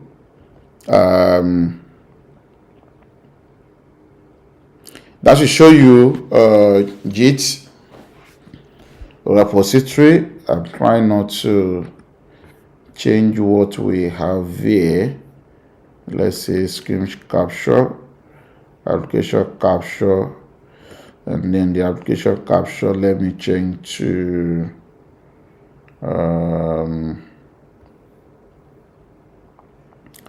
where are we?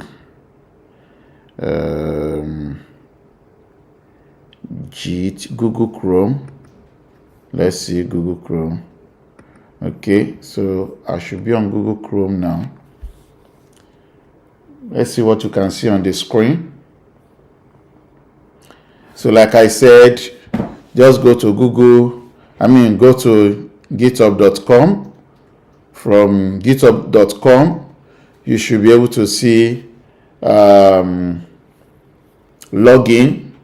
After you have logged in, go to the icon that shows your name in the top right corner. In the top right corner, you will see the icon for your name in the top right corner. In the top right corner, you will see icon for your name. I just drag it so that you can see what I'm doing. In the top right corner, you should see icon for your name. What is happening? Let me see. Let's see what we have here. So you click the icon for your name. Click the icon for your name, and you should see your repository. Your repository. Icon for your name and your repository.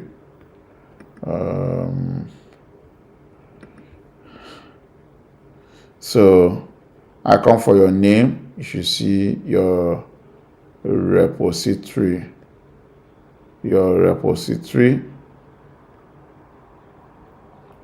Are we there? So icon for your name. If you click the icon for your name, then go to your repository.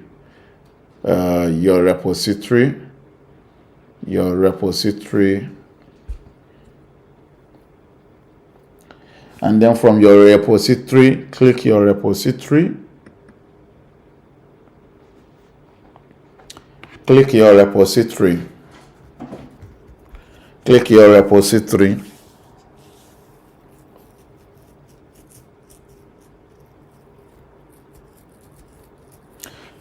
That should take you to a new page where you have a list of repository. If you don't have any repository created yet, it should show you something empty. It will look empty. Then click the new. There's a green button called new. Are you there? You will see a green button under the list of at the top of the list of the repository. You see a green button. We have type, language, sort. Then you see another button called new. Have you seen it? So click on the new. That will enable you to create a new repository. Click on the new. And when you click on the new, you should have something like this. Create new repository. You should have something like this. Create new repository.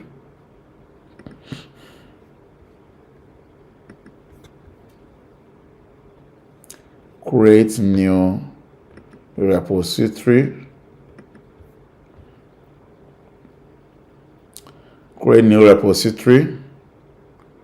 Are we there?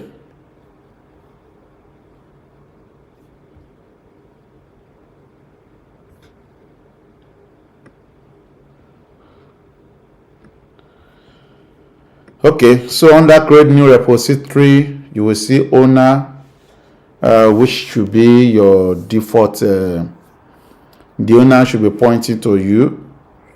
I scroll up a little so that we can see. You will see the owner, and then besides the owner there is a repository name box. In that box, type bootcamp there. Bootcamp. Type bootcamp there.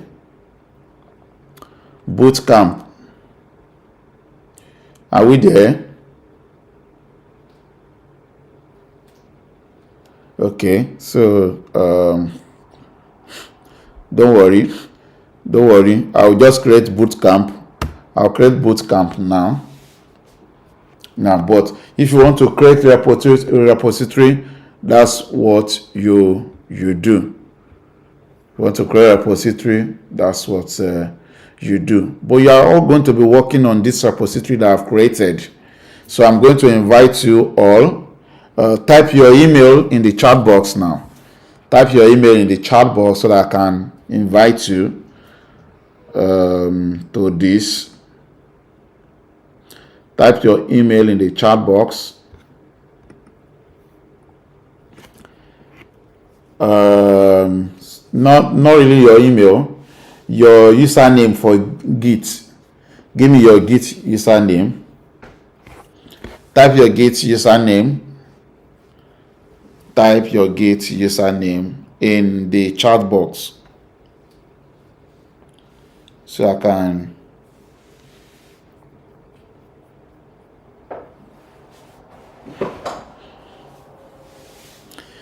type your Git username in the chat box.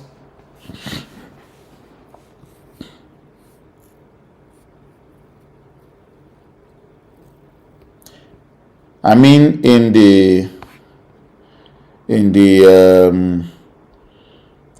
this live chat box.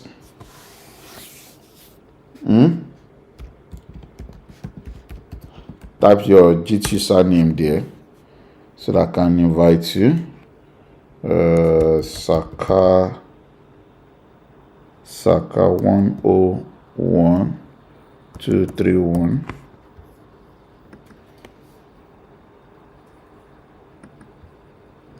Add. I have Saka. I'm waiting for others.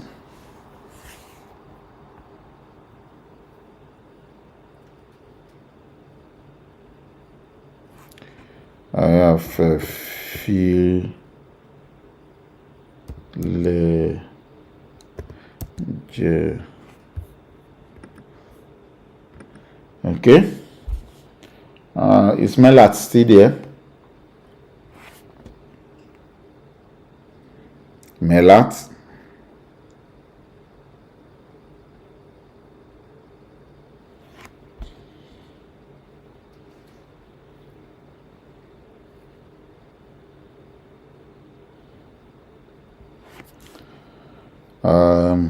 Is Melat there? We're waiting for you so that I can add you too.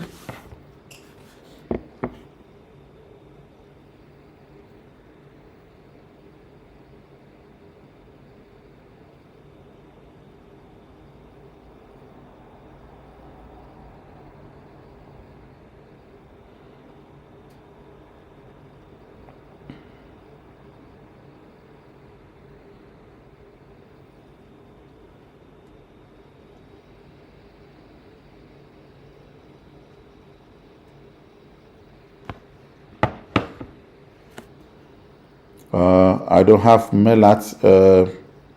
I think I can move on. Now that I have you guys,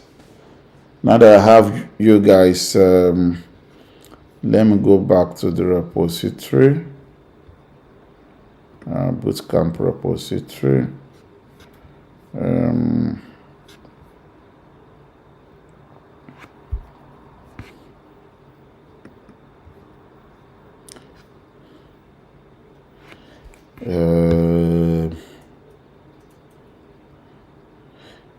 Do you already have the on your system? On your system, all of you just create a folder, any folder of choice. Just create any, call it workspace.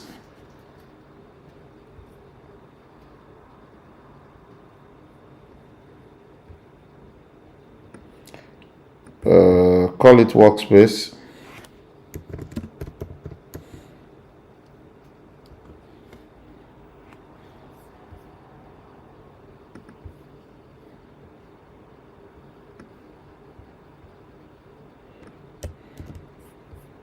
Call it workspace.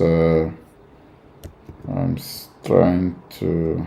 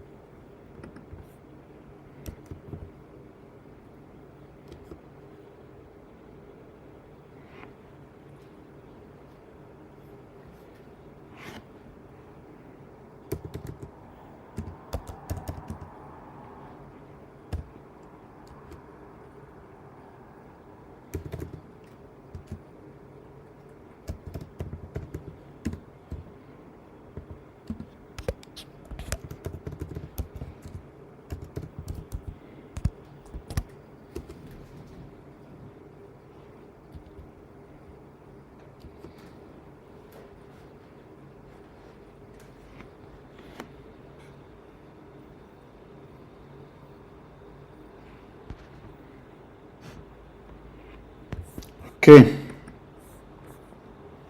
Are we there?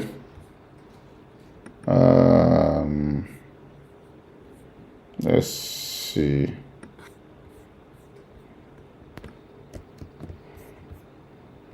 Let's see this.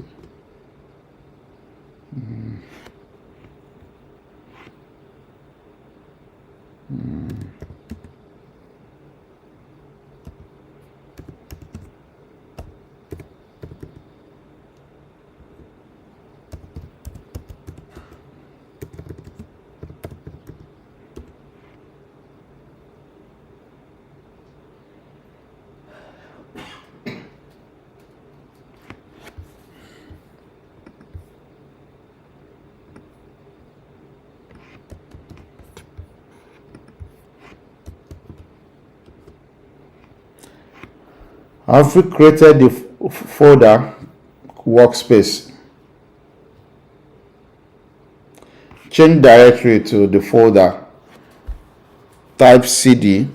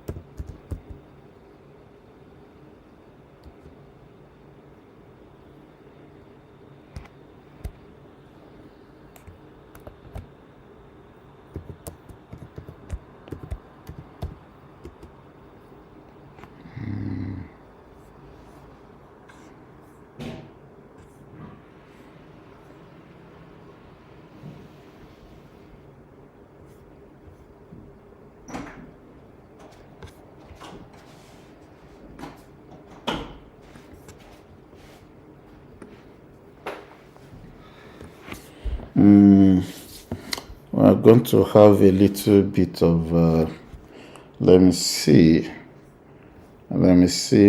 First, check whether you have SSH installed on your system. So type SSH on your system.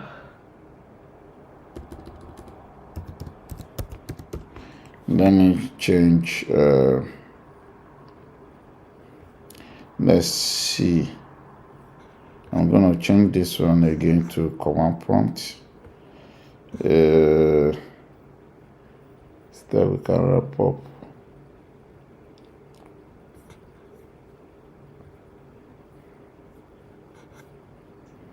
This might take a bit of time.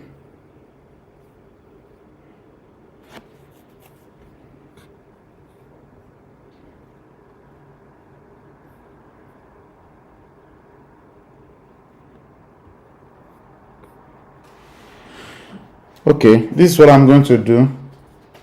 I want us to close as soon as possible. Yeah, I want us to close as soon as possible. Let me see. SSH.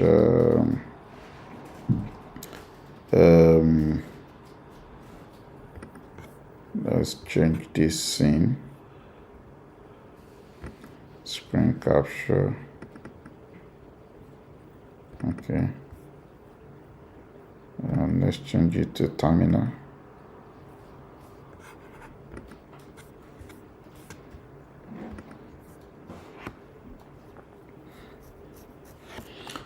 Okay, type SSH on your system and check whether it is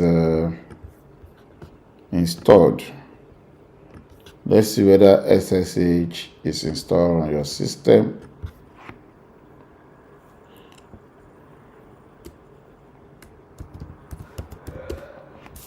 Type SSH on your system. Type SSH. If it gives you jaga jaga like this, or wobbled, garbled stuff, then you have SSH on your system. Okay, so with the SSH, let's write SSH keygen.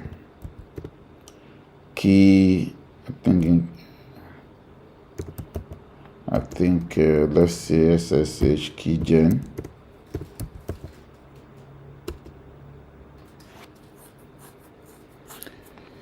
So type SSH keygen.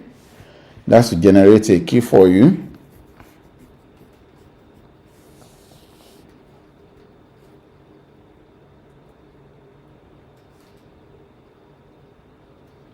Okay. If you run it, it should give you, if you ask you for password or which file, say to be saved in which file, just press enter. Okay, say SSH key ID. So let's say yes.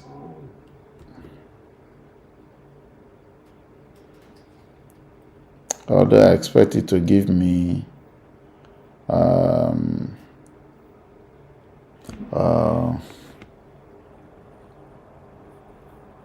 okay, key password. Okay, let me try again.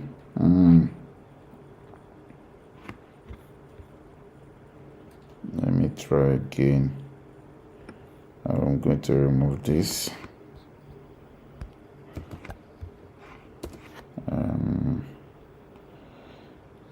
rm-rf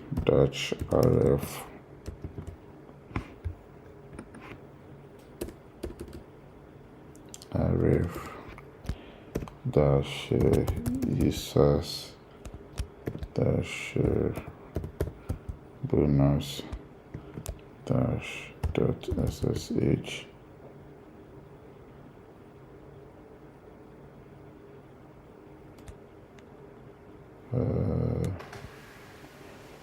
dot ssh dash id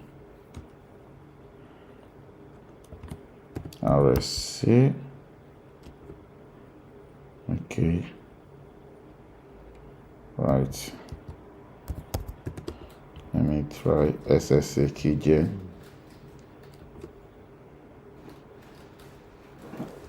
this. Now it should ask you for password phrase. So type anything you can remember. Bonus. I put bonus. Bonus. So it should give you this RSA key generation.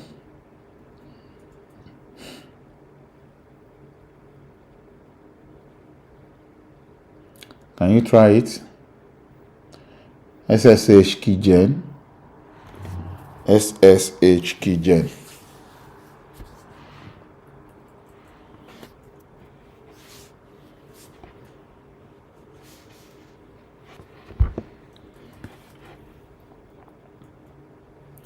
You can see what's on my screen.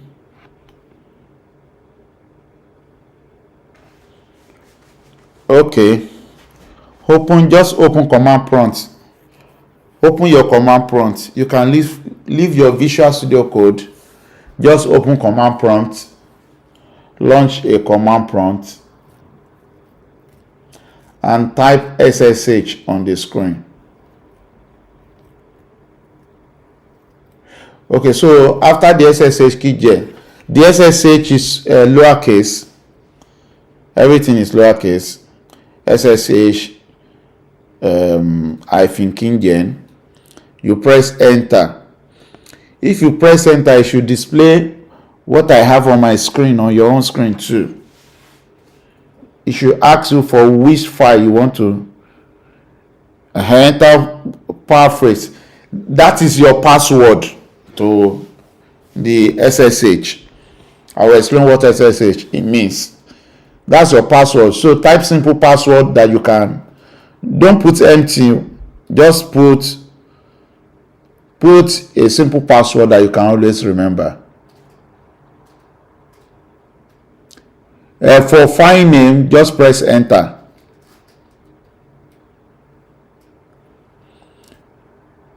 Then it will now ask you to enter passphrase.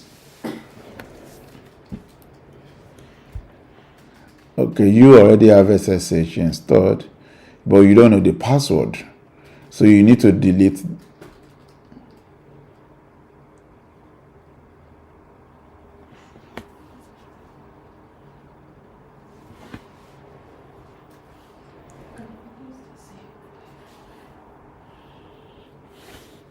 Shola, is it coming?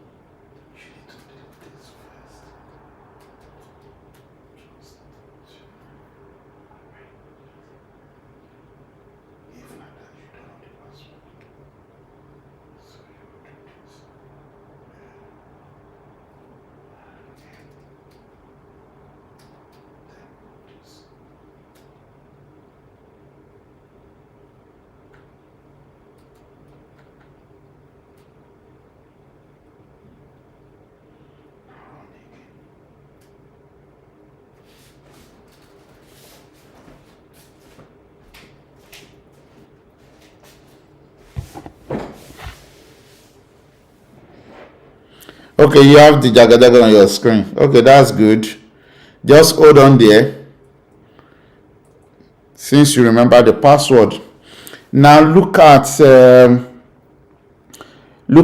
path. Shola, can you type the path? Just copy it on your command prompt. Copy that path where SSH was installed.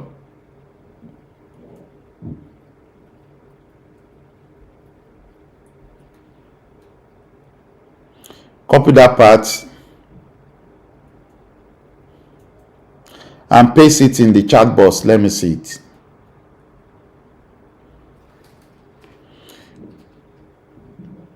Yeah. So on your screen, it said your identification has been saved. Your public key has been saved in. Look at your console. Look at the message that says the public key has been saved in.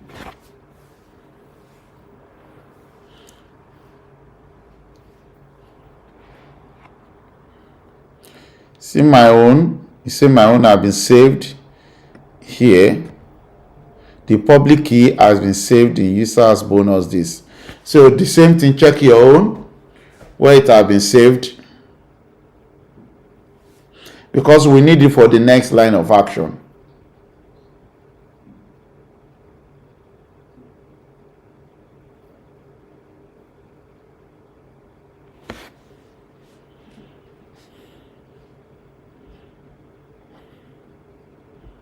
We need it for the next line of action.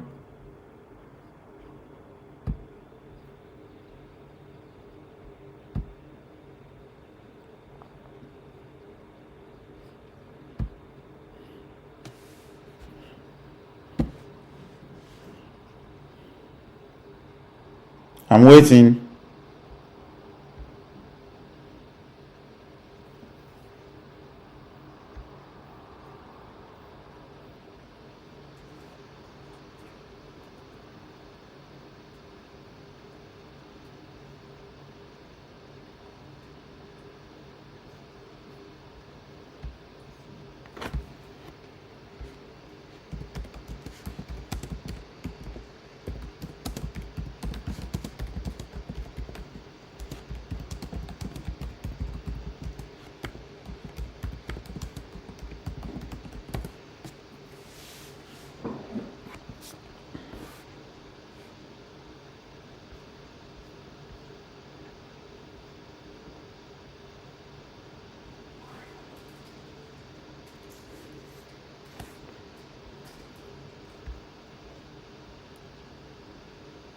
Yes, copy it and paste on the chat box.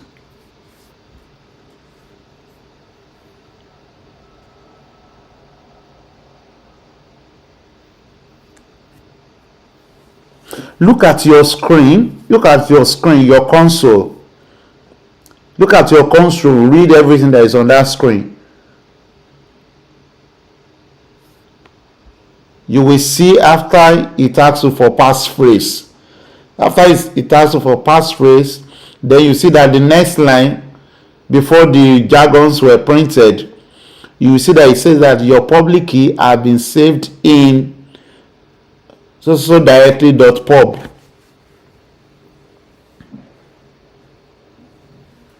So on your screen, I want you to now type that and say cat that directly.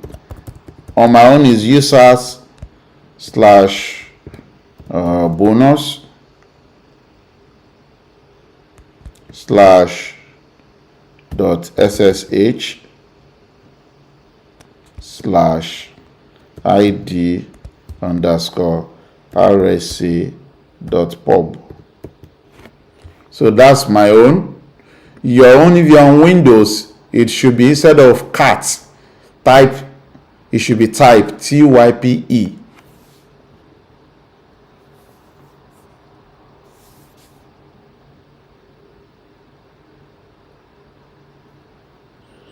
If you're on Windows, instead of cat, type type.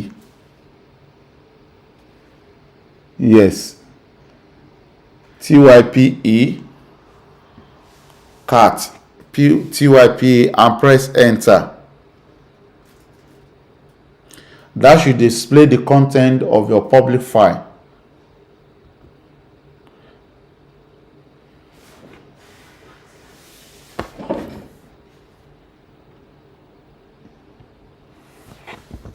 That should display the content of your public file.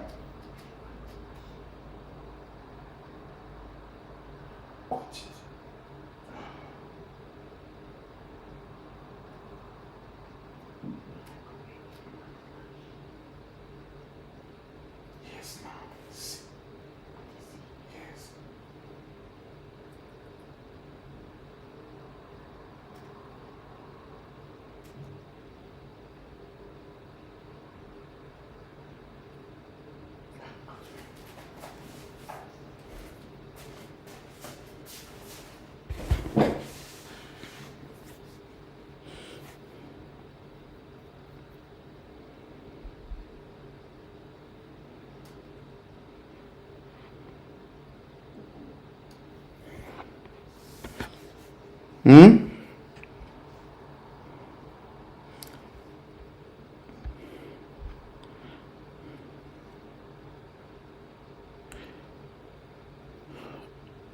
Okay, you can just change directory to that part.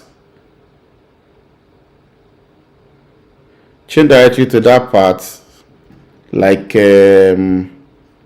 something like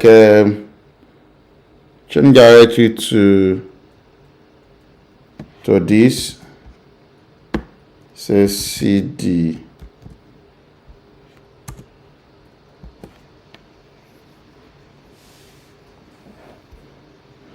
Can we have that?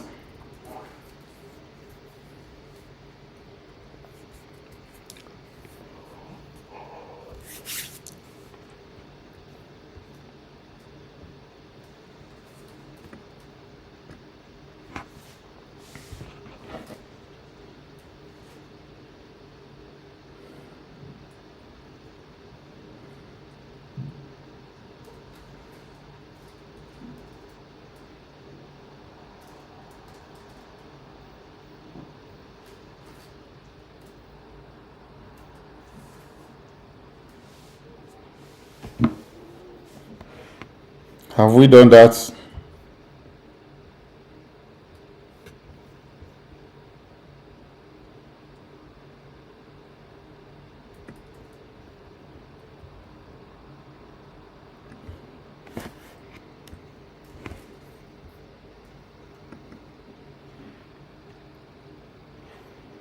Okay, let's see what we can do.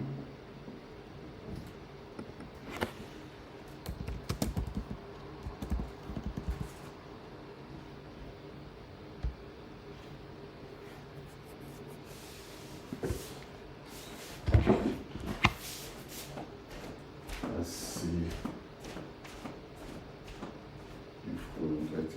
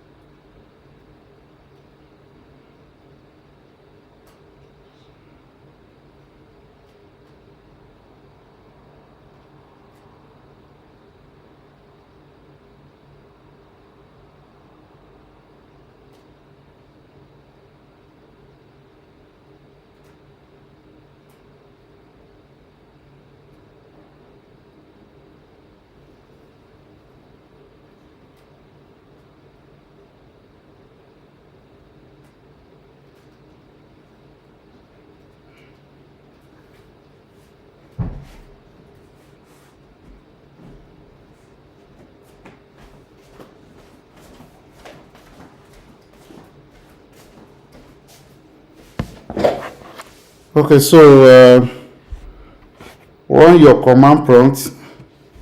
Run your command prompt as an admin, as an administrator. First, launch your command prompt as administrator. Don't close the current command prompt you have. Open another command prompt. Open another command prompt. After you have opened another command prompt that you have launched, just right click on the command prompt and then run as administrator. After that, then run cd, change directory to C users Lenovo for the person using Lenovo. Once you are inside Lenovo, then do cd .ssh.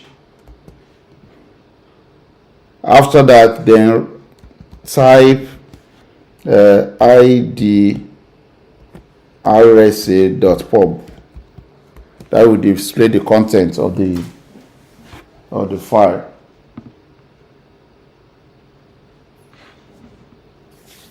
That will display the content of the file. So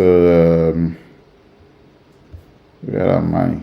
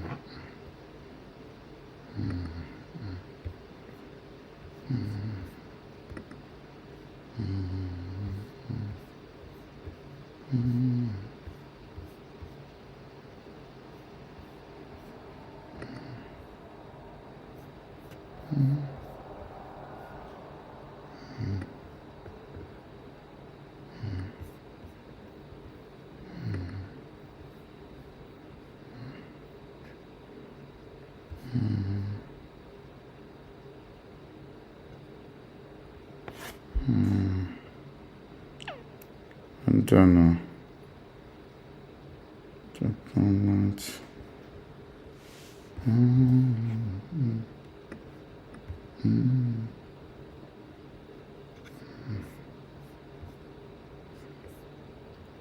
I'm trying to write this. Why this is like this? Okay. Nice.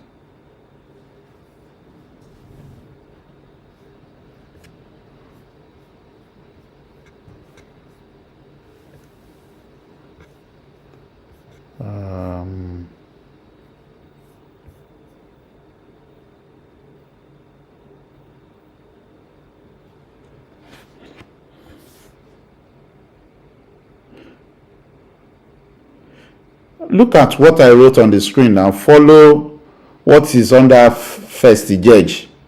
Look at those three commands. Look at those three commands under Festi. The first one is cd users Lenovo.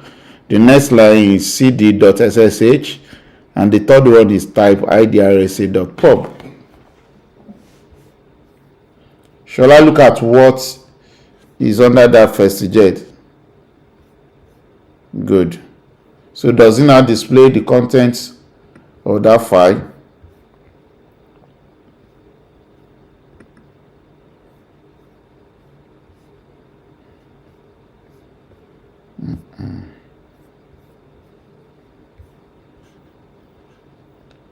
This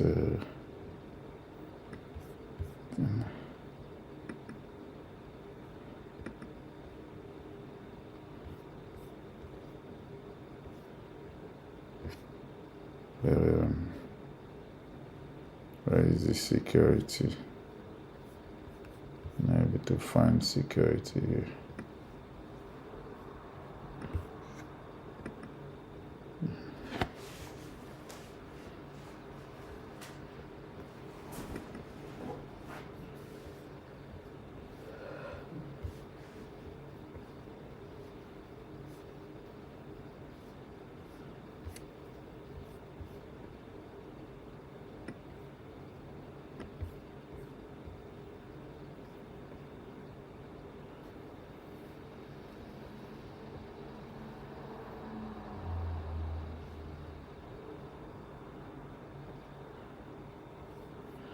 Okay.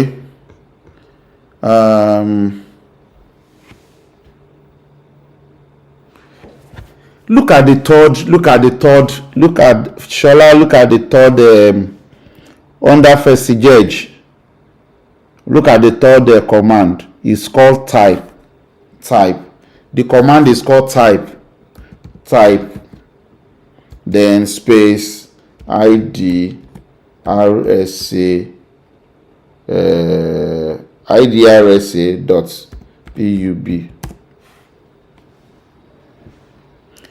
This command is type. Type.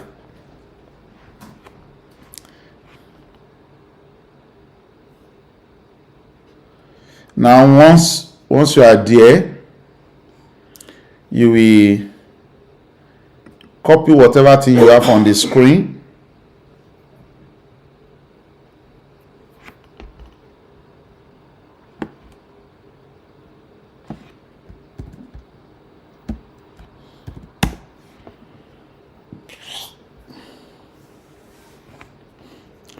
On your screen, type id underscore rsa.pub and press enter. The command is called type. The command is called type, followed by the file name id underscore rsa.pub. That is if you are already in the .ssh folder.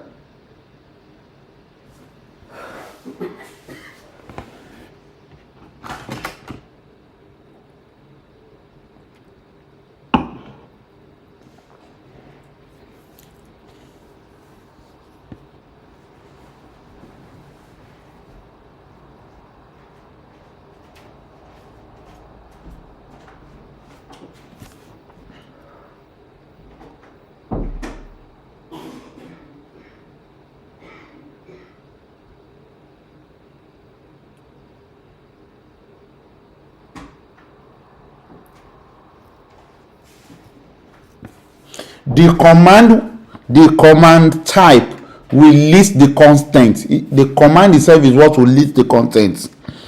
If you type command type, the name of the command is called type, type.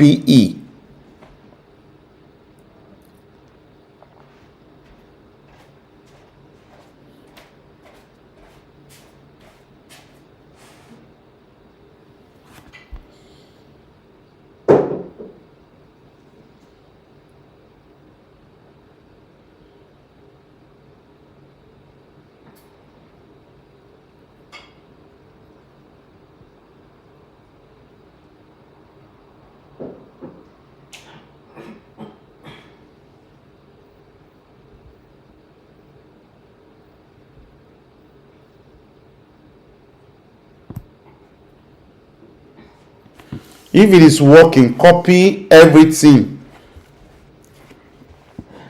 Just select everything. It should start with SSH RSA and it should end with the name of your system and user. So this is what I have. My own starts with RSA.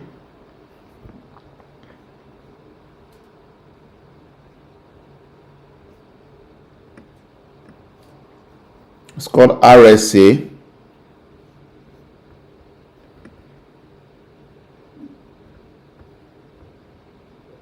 So my own is RSA. You should start with SSH RSA. So select it from there. SSH RSA. Select it up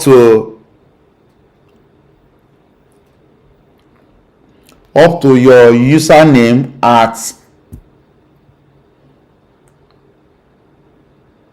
system, the name of the system.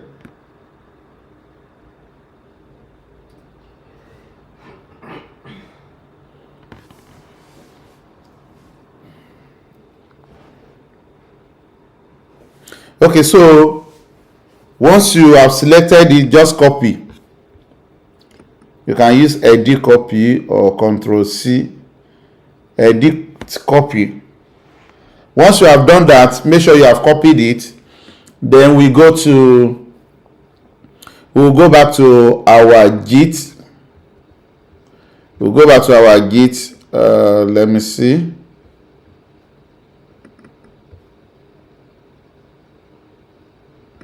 Here we'll go back to Git.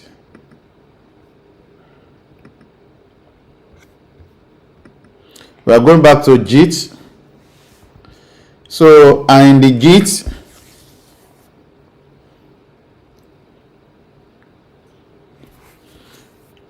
click the left icon. From the left icon, drop down menu, you will see settings. Then click on settings. You should display your profile like it's displaying mine.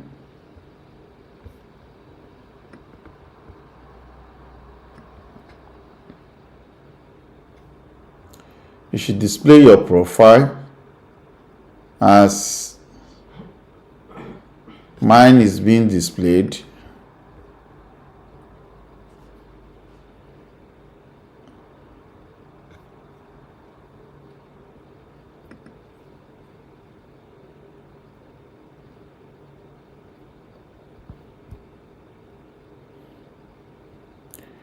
If you're on your profile screen now on GitHub, type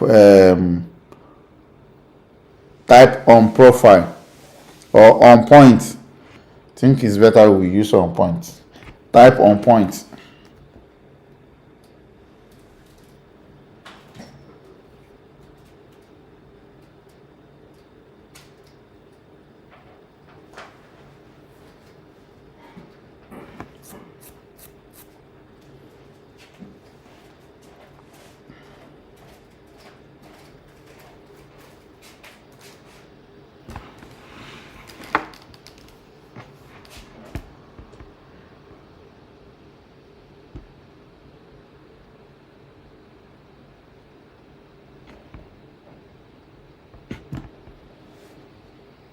Okay, if you are there now, look at your left bar, the left side.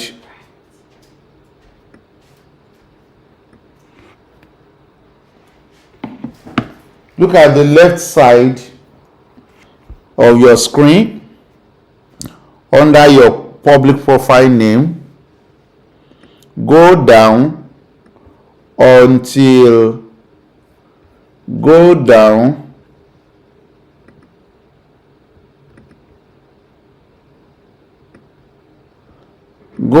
until you see SSH and PGP keys.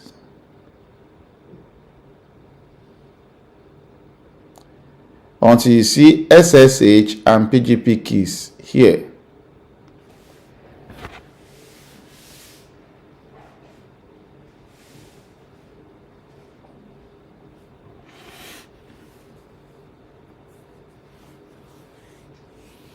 SSH and PGP keys. Have you seen it? Have you found it? All right. So if you are there, just click on SSH and PGP keys.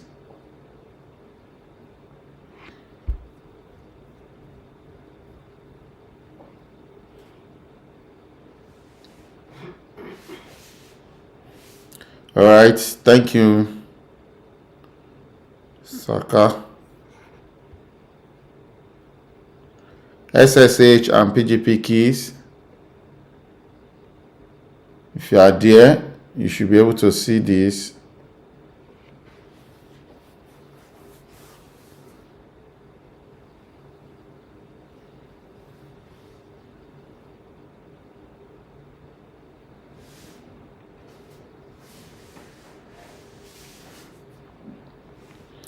Right. So once you are there, click on in case it's not showing well. Let me do like this, whether you can see it. Um,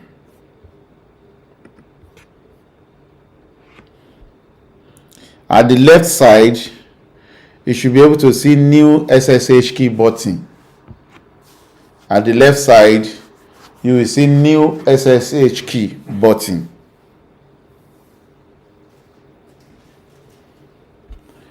Right, if you are there, type on point. SSH on point. Type SSH on point. SSH on point. If you are seeing new SSH SSH on point.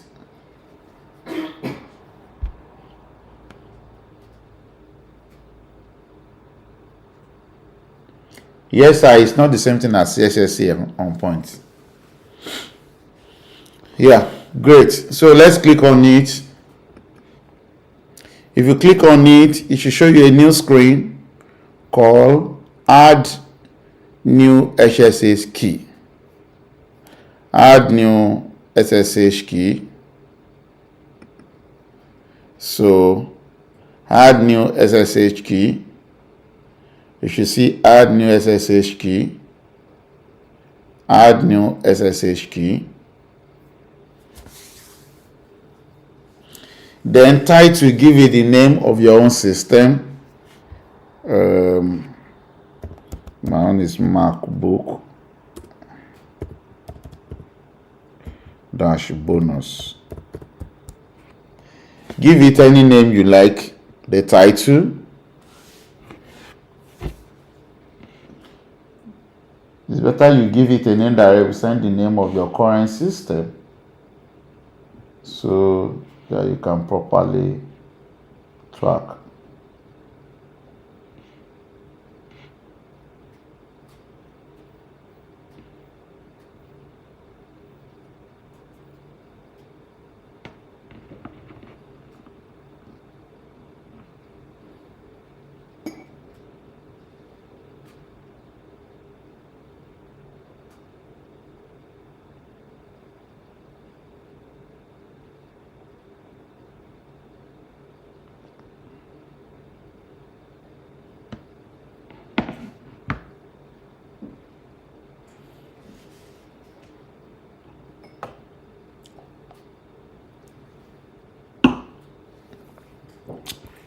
Right, so then in the key, just paste whatever thing you have copied before.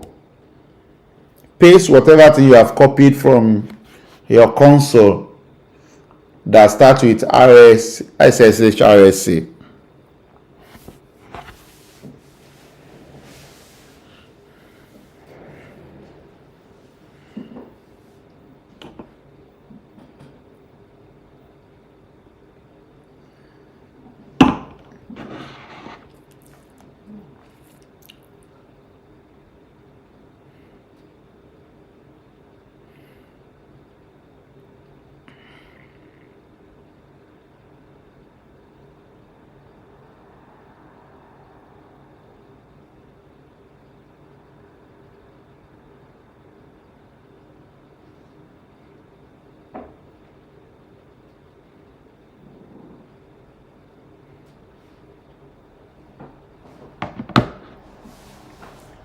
Okay,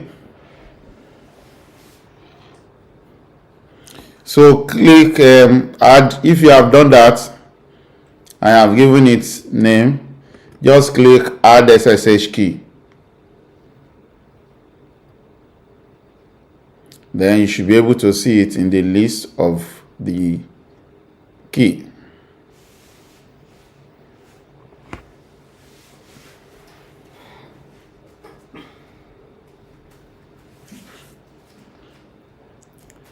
You should be able to see your new key added.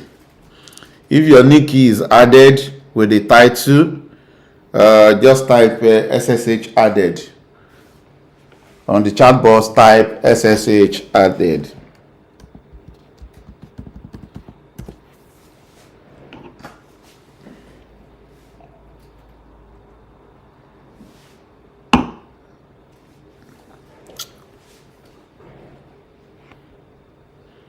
SSH added.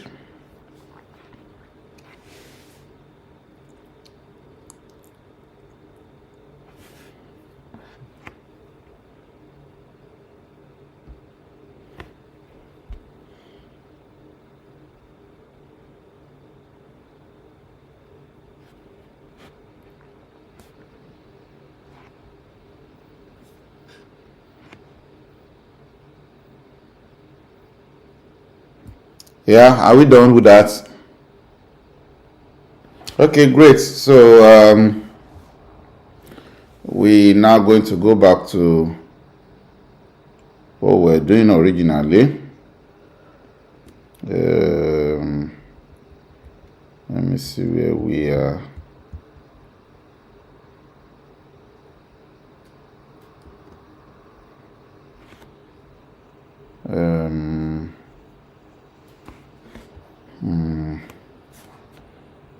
Okay, so just hold on.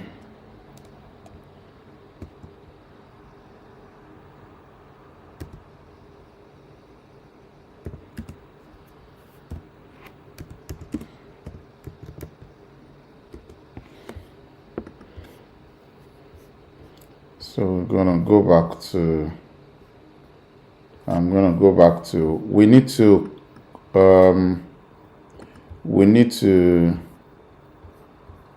clone this. We need to clone this. Let me go back to repositories.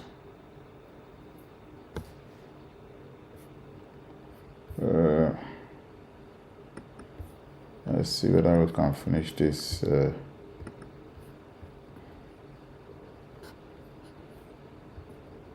Repositories, then bootcamp, and then now go to your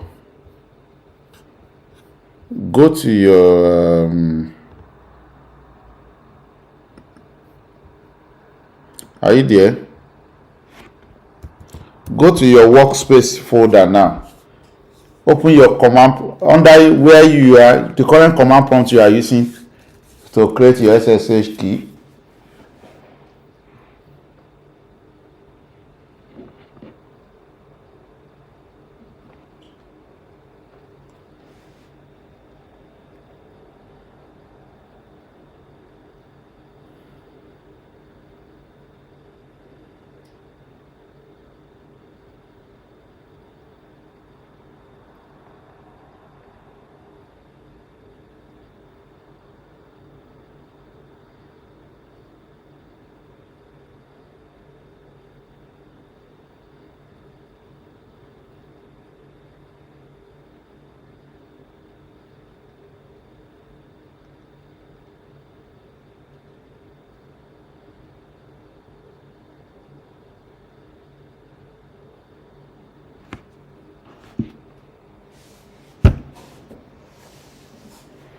Okay, so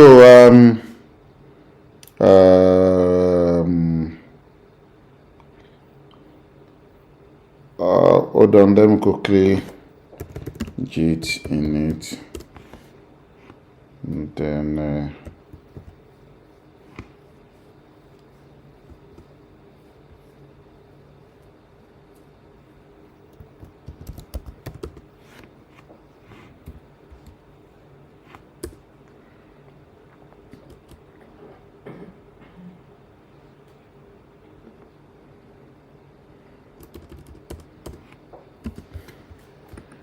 origin SSH. So this should be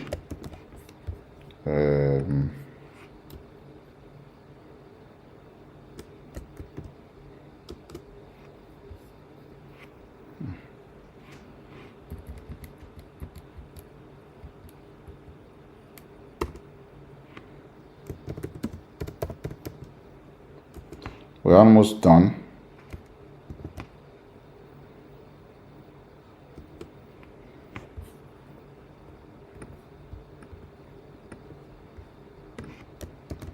We are almost done.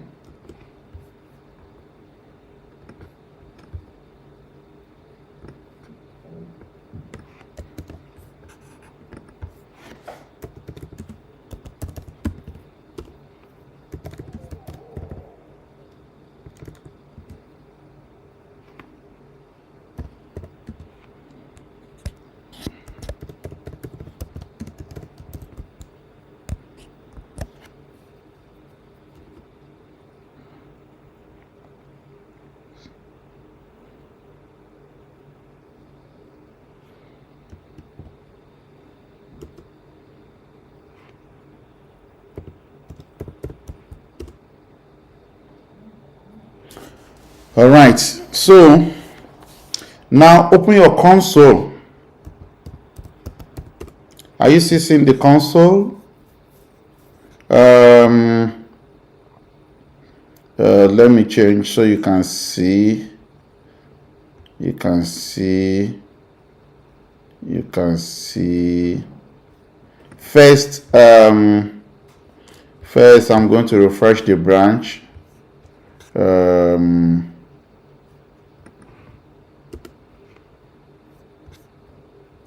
So if you look at your screen, you will see Okular Minds /bootcamp. Go to that page on your Git, on your web. On your web, type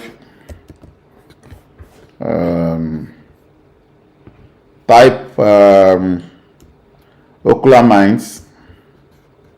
Type github.com/Okular Minds. Okay, looks like you can't see it well. Let's do it like this.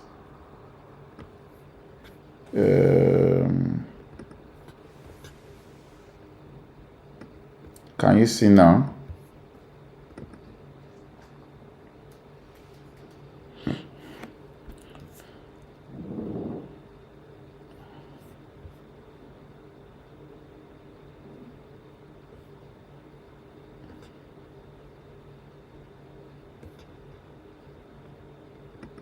Can you see the URL?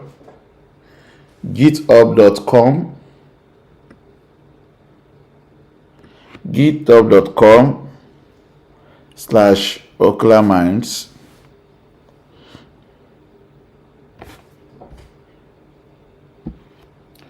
github.com/Okular Minds.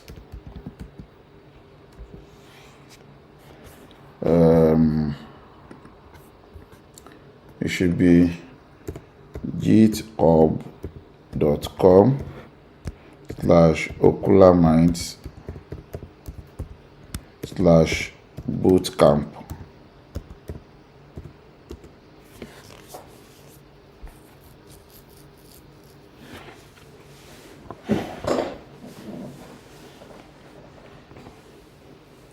If you go there, are you on that page?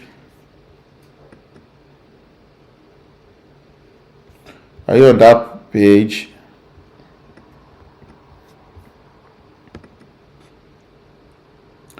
Are you on that page? Are you seeing what I'm seeing?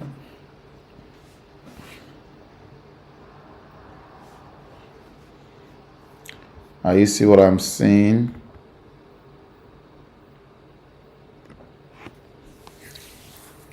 You should see the code that I've written so far. You should see assignment folder, all that. Okay. So, what are we going to do? We want to briefly, let me quickly explain Git to Ross. Let me explain Git to Ross. We are going to be having using Git to work together so that I can see your work, and then you can see my work. So the first thing is that click on the code so that I can use that to explain. Click on the code. Click on the code button, green button, the green button code. Click on it. If you click on it, you should see SSH, right? See, click SSH. Make sure SSH is selected bold. Then copy you will see something like 2 double icon here. Use that to copy the URL. Have you copied the URL? Type yes, copied. Type copied. Copied. If you have copied the URL, type copied in the chat box. Copied.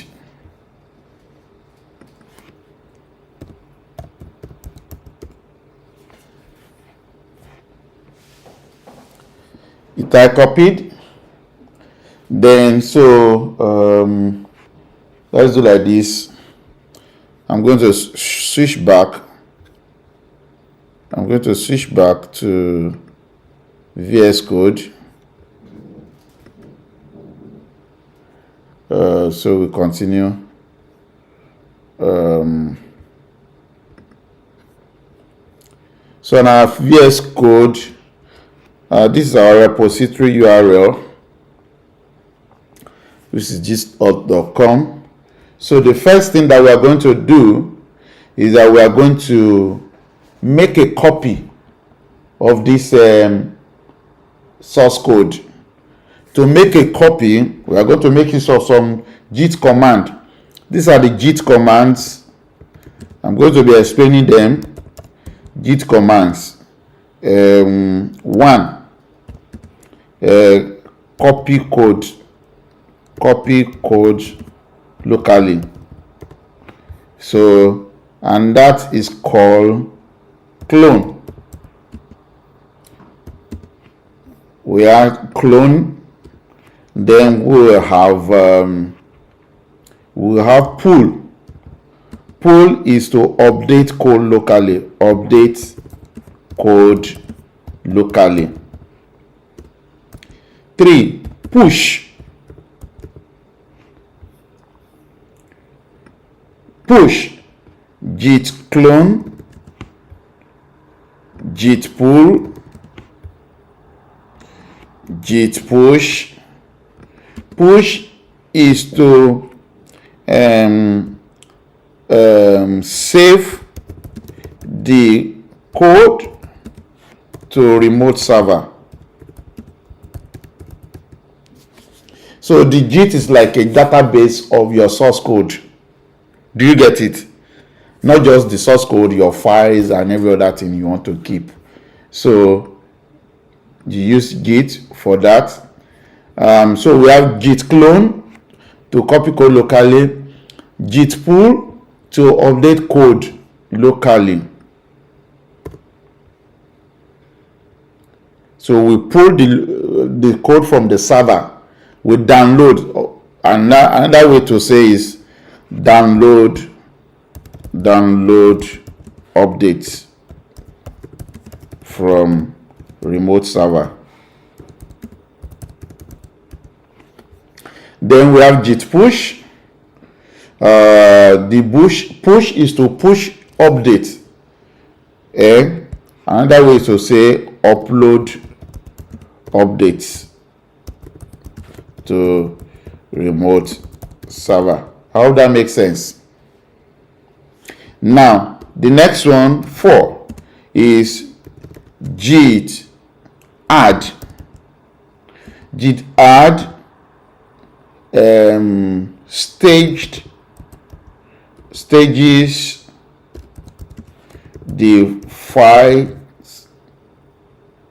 files to be saved. When you say add, for example, if you do any changes now, and you did not call git add, those changes will never appear in the new update. You understand? If you create a new file and you have not called git add, those things will not be added to the files that are going to be pushed to the remote server. And then 5, git commit. Commit, save the code locally for remote upload. Hope we get those simple explanations. If you get the simple explanations here on point.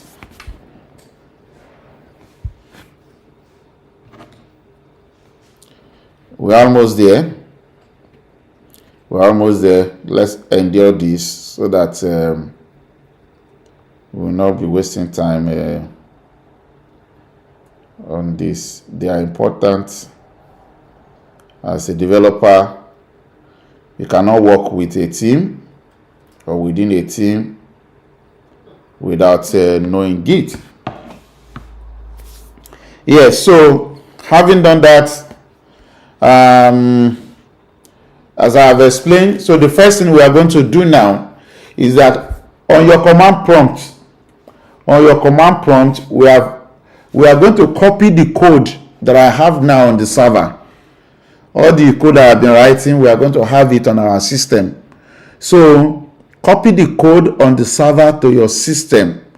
That's the first step. We are going to write git clone. So on change directory to your workspace,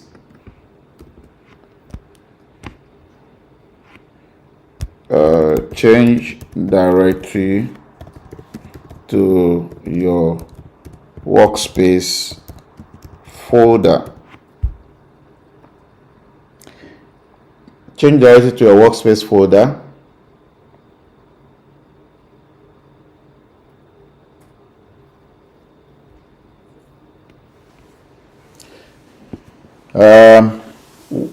Change directory to your workspace folder, cd, whatever your workspace is. Do you all know where your folder is?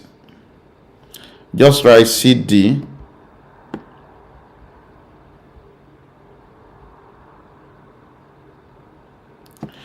let me see. Okay, I think we can do like this.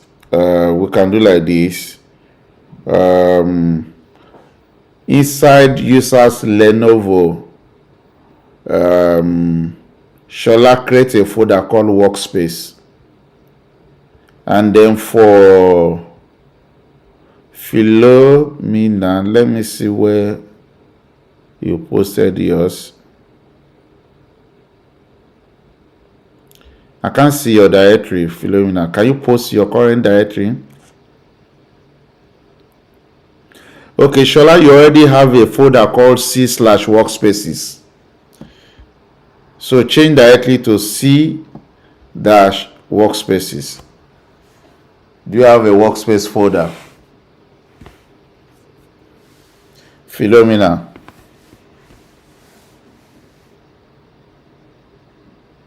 No. So do this for Philomena cd c users /praise. Write this command.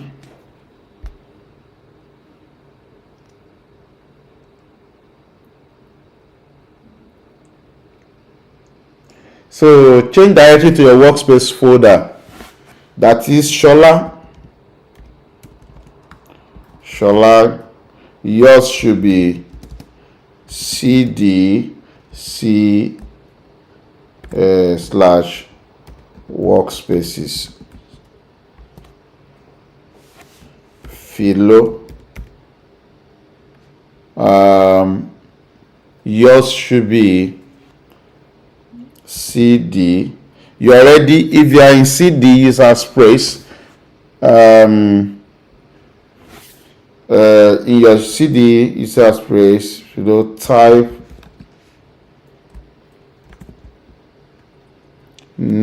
open command prompt. Open the same command prompt that you use to create the key that we generated, SSA key gen.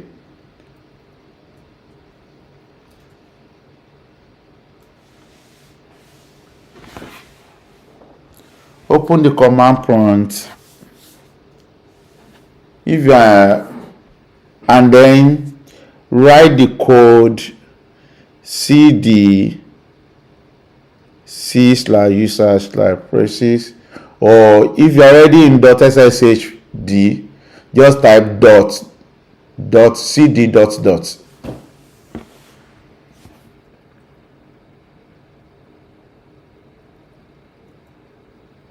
Now Philo should type mkdir workspaces.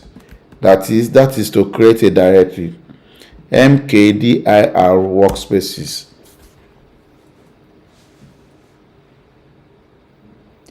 mkdir, one word, mkdir workspaces.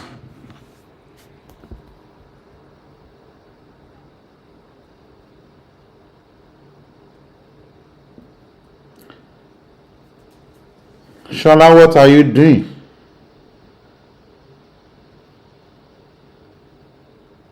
What's Shola doing?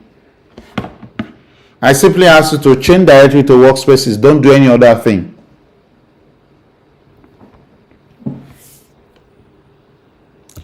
cd c slash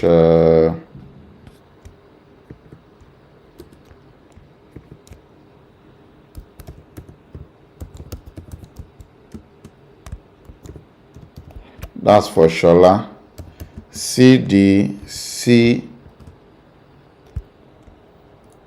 slash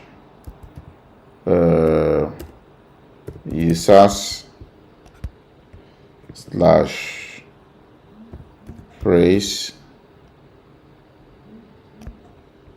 slash workspaces.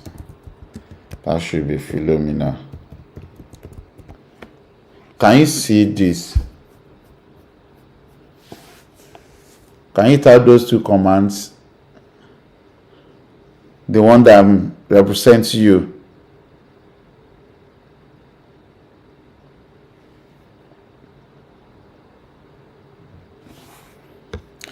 If you do that for Shola, you should see something like this. Workspaces. Your screen should look like this. For Philomena, yours should look like this.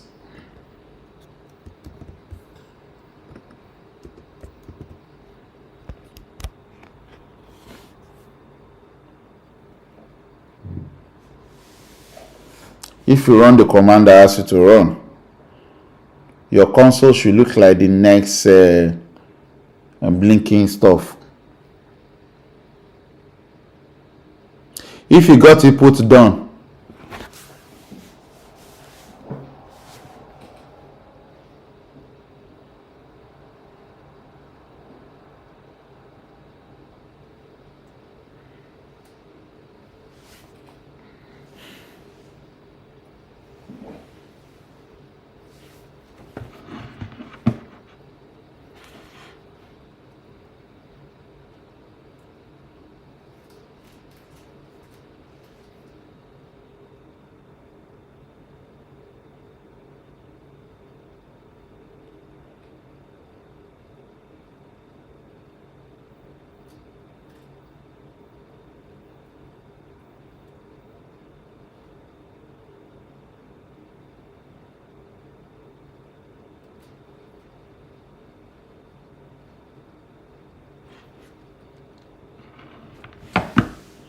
Okay, great. So let's go and finalize what we are doing.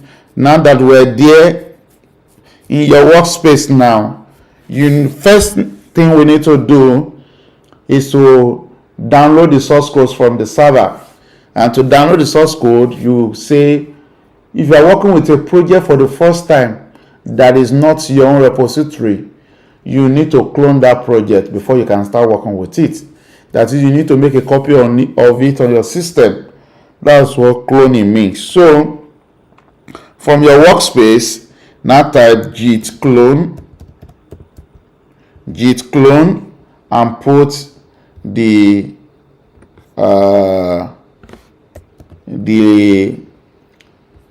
repository address there. So git clone, git are these, these are this. I'll post you for you to be able to copy. So git clone, that's what you are typing on the command prompt. That's what you are typing on the command prompt. So git clone, git space clone.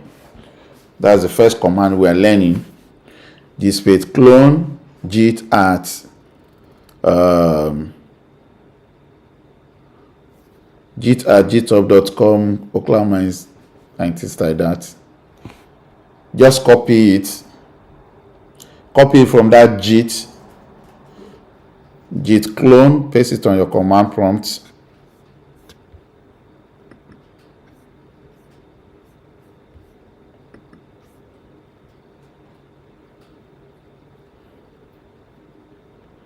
Git clone.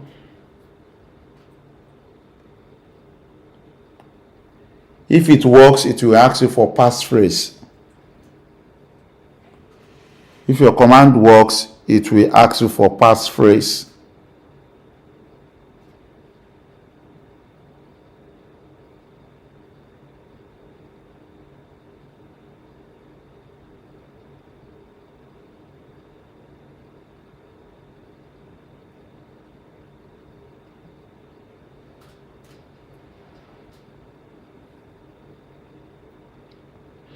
If it works, it should ask you for passphrase.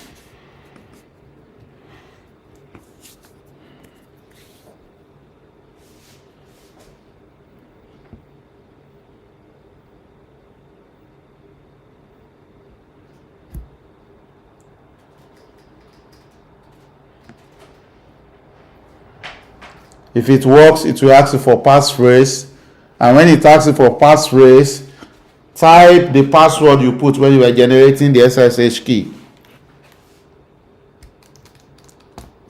Yes. Type yes.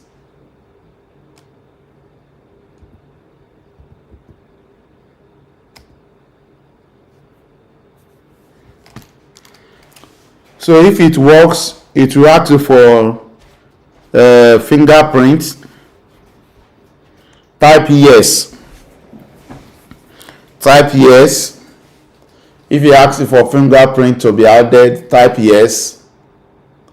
After that, it will ask you for passphrase. It will be the password you put earlier on.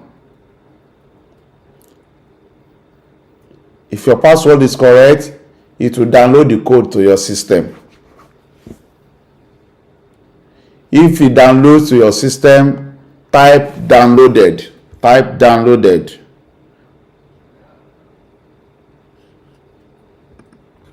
Type downloaded.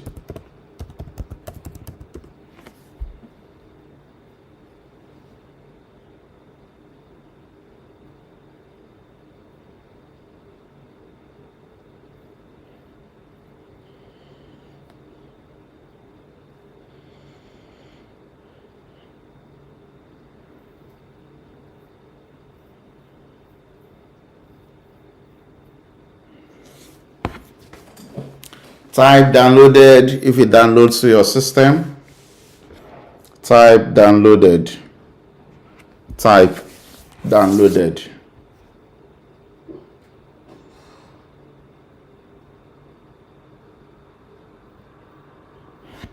Now the next step is a folder will have been created called Bootcamp.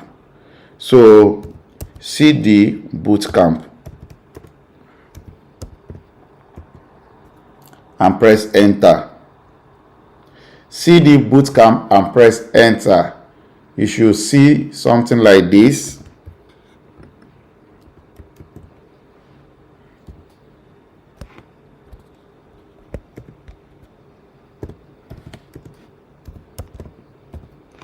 We should see something like this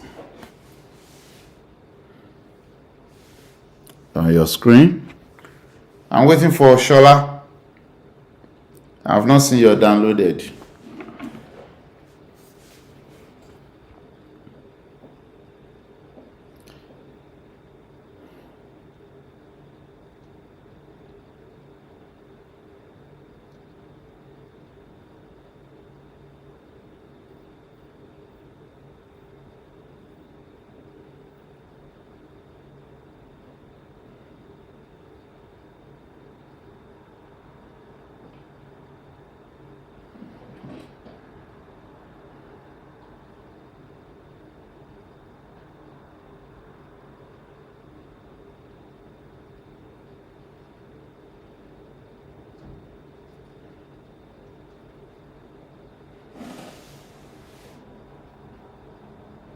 Okay, great. So next, change directory to Bootcamp.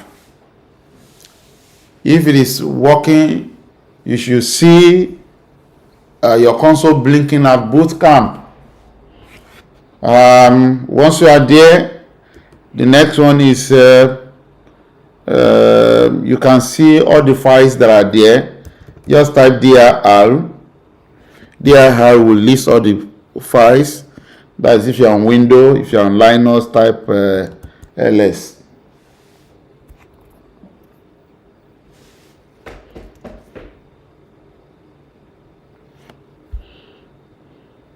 Okay. Type dir.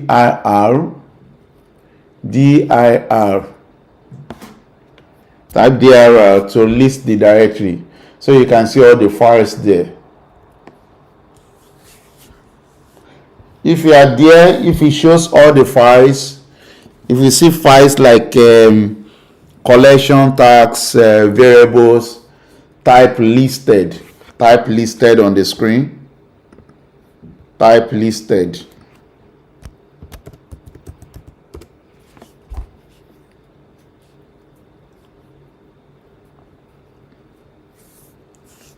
Okay, great. So the next thing now is that before we can continue to work, we need to, anytime you want to make a new change to the main code, you have to create your own home branch. Your own branch is a copy that you are working with. Currently you are on master branch. So on the command prompt, again, on the command prompt, type git checkout -b. The B means your own branch. The B means your own branch. Call in any name, a single name, maybe Shola, Saka, maybe it's your own. You can still use the same. You can use a what is it called? GitHub name, or just write Philomena or Saka. In my own case, I can say Festus. Git checkout -b Festus. So git checkout -b Shola. That's how I want it.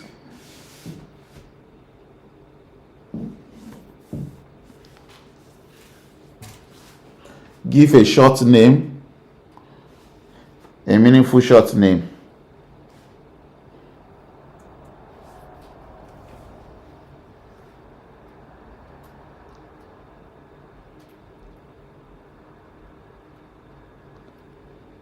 Are we there?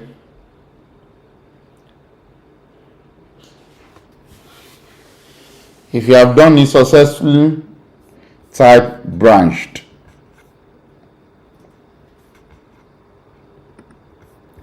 Type branched.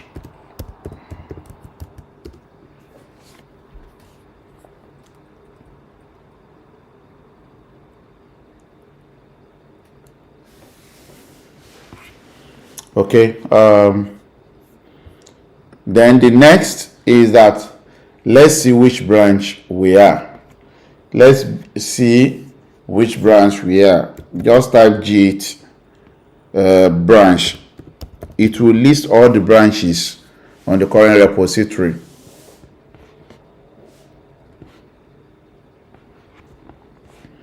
You may only see 2 branches now, but by the time you start doing updates, you will see other people's branches.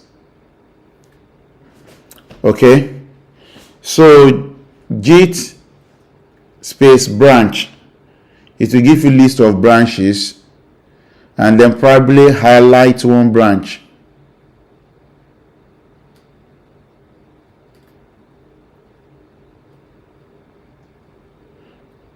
Have you done that?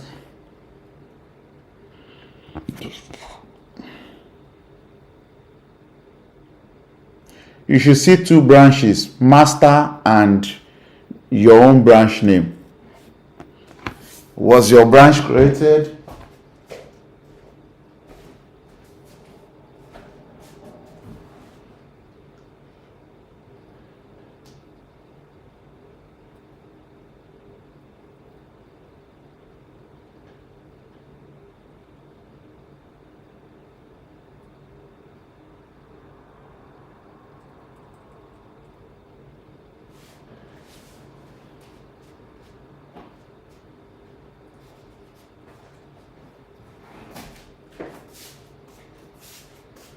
How far?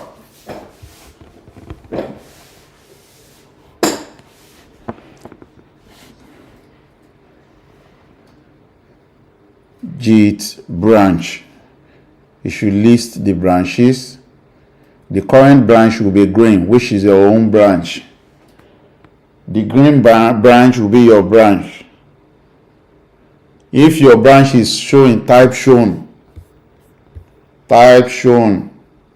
If you see the branch you have created after you call git branch and it's green, then type shown. Branch shown.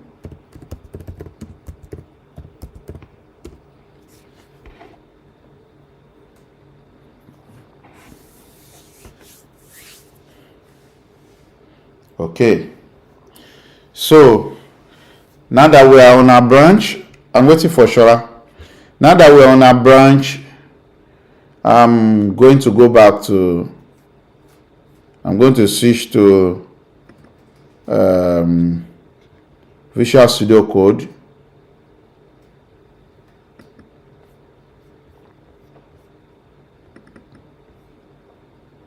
So, I'm still on Visual Studio Code anyway. Right. So if you look at it, now go to File. Go to File in the Visual Studio Code.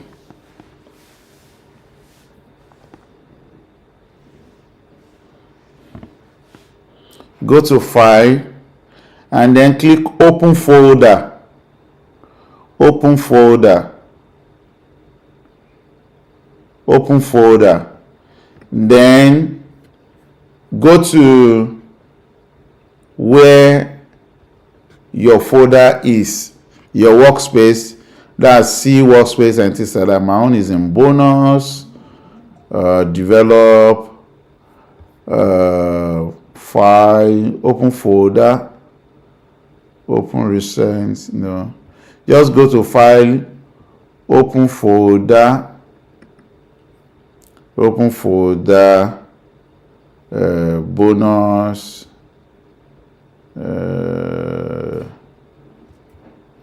develop. From develops, I have a lab. I think so. And then okay, I have bootcamp, so I select the bootcamp.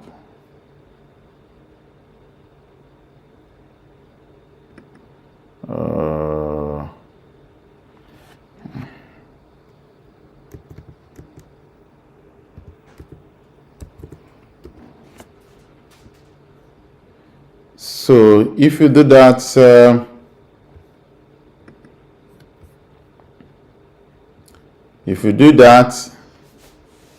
you should be able to see something like this in the Explorer. You see the Explorer. In the Explorer, you will see Bootcamp. Under the Bootcamp, you see assignment folder. You see Beautiful. You see all those files that have been created. So if you select the Bootcamp folder, you should be able to see the same thing I'm seeing on the screen.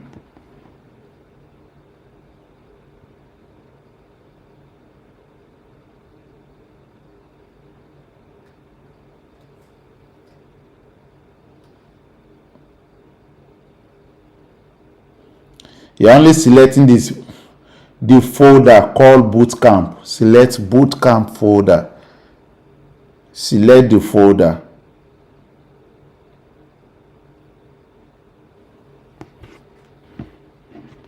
Select the folder Bootcamp. If you're able to select the folder and your files are displaying at the left sidebar, then type selected on the screen. Type selected.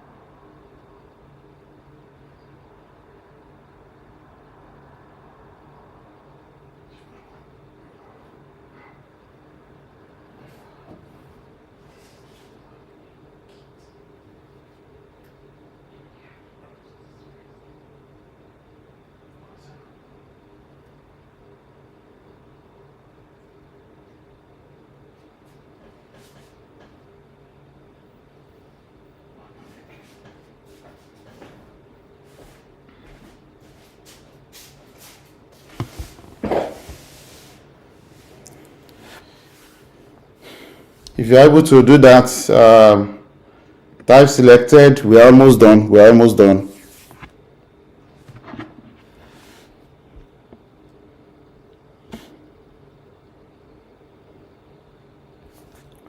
won't be having every day like this, so let's just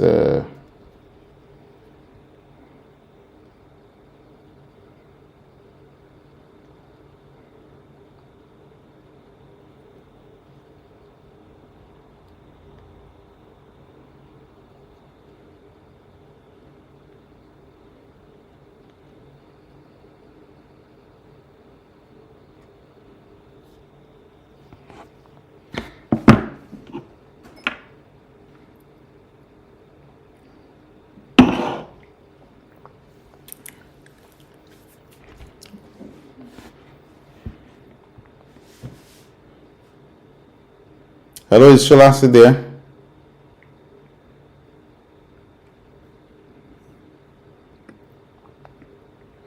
We're almost done. Let's quickly wrap this thing up.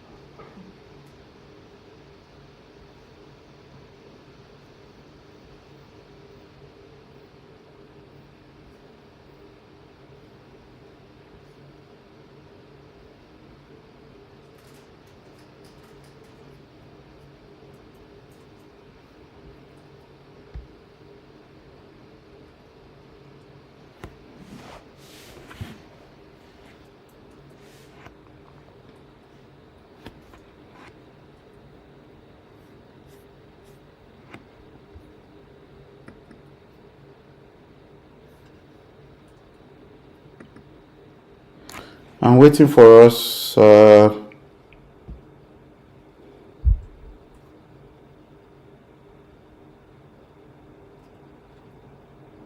Okay.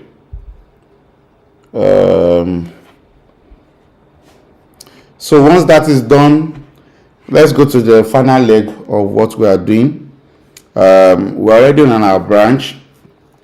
I want you to go to the notes. Not the notes, actually. Go to assignment, task. Under the task,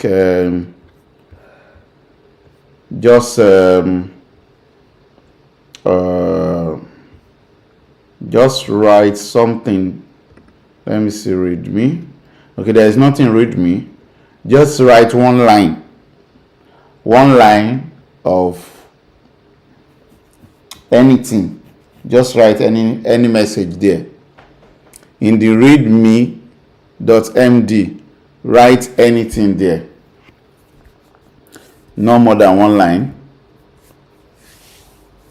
If another person has written something, write your own under it.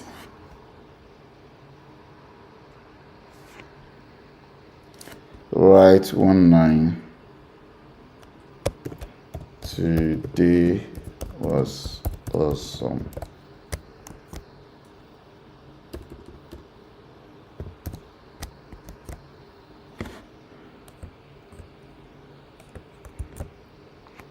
So write a message there and save it. Write a message there and save it. Don't write the same thing I wrote. Make sure yours is different. Save it.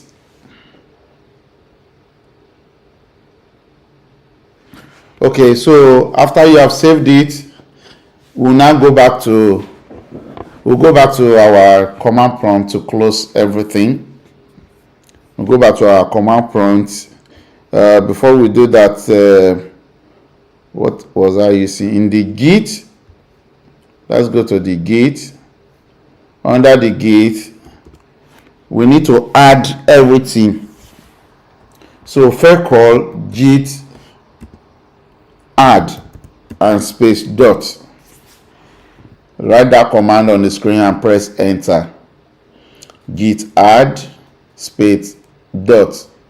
Write it on your command prompt. Go to your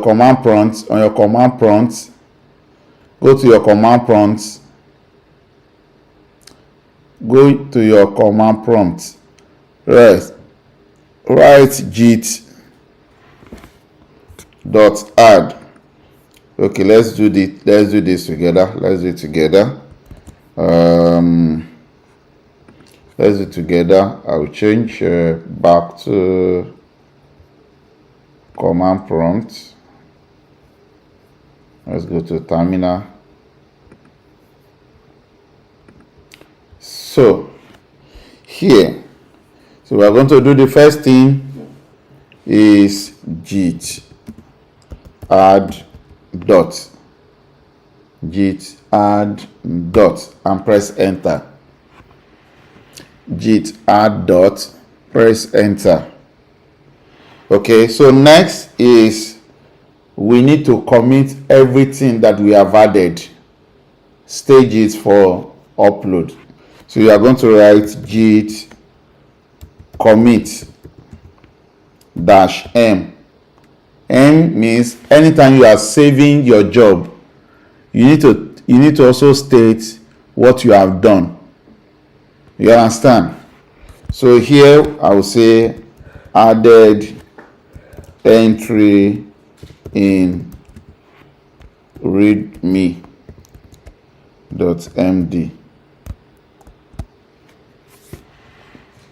So check it. Git commit -m, added entry in the readme.md. So write your own added entry in readme.md, press enter. If everything is okay, it will show me All the files you are modified, if it's only one file, it will show.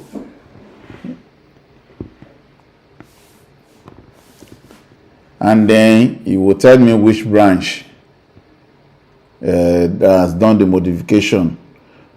I'm currently working on master, so it will show master added entry in the readme.md. All right. Your message must be quoted, so it will be in double quotes. So if you do that, it will tell you the change. If it's one file you modify, you tell the one file modified. After that, the next thing we are going to do is that we have added the file. We have committed the file by saving it, with a message. Next is that we need to send it to the server. So we write git push origin -u master. It has to be your branch now. The name of your branch. So git, then push origin. Origin is telling you that to which branch. Then -u specifically state which branch. So git space push space origin -u dash. My own is master. Yours should be the name of your branch. If it is Phil or Philo, if it is Saka or Saka 123, whatever thing your branch name is what you are going to put there. Okay? So you press enter. If it is correct, it will ask you for password again. Don't forget your password. That's why I asked you to make it simple that you can remember. So, and then it will push. If it is correct, it will push your changes to the remote branch that looks exactly like yours.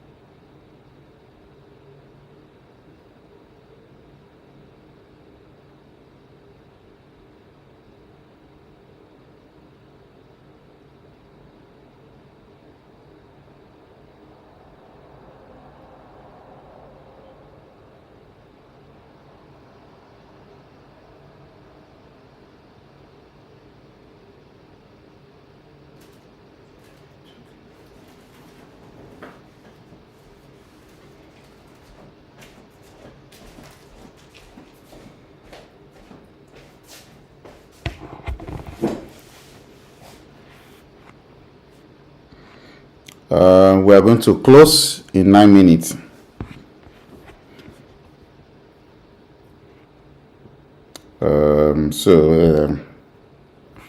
Let me check and be sure that all of you have the right.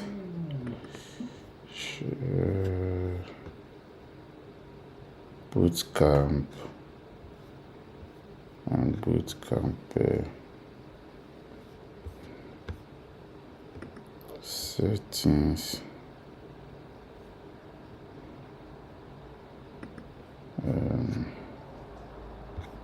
Settings.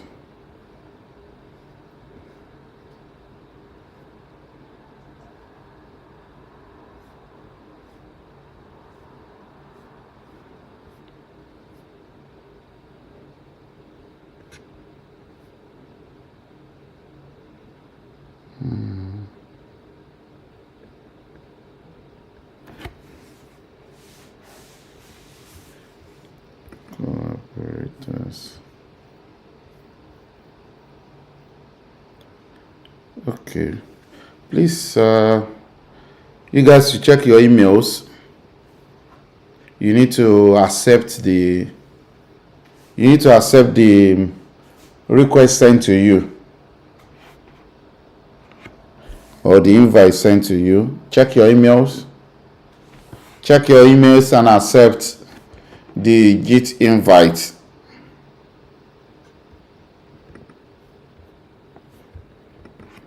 Check your emails.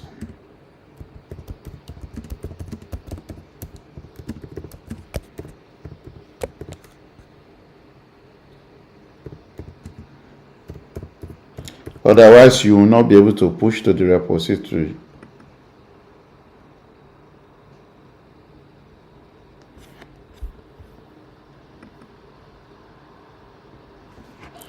Have you seen it?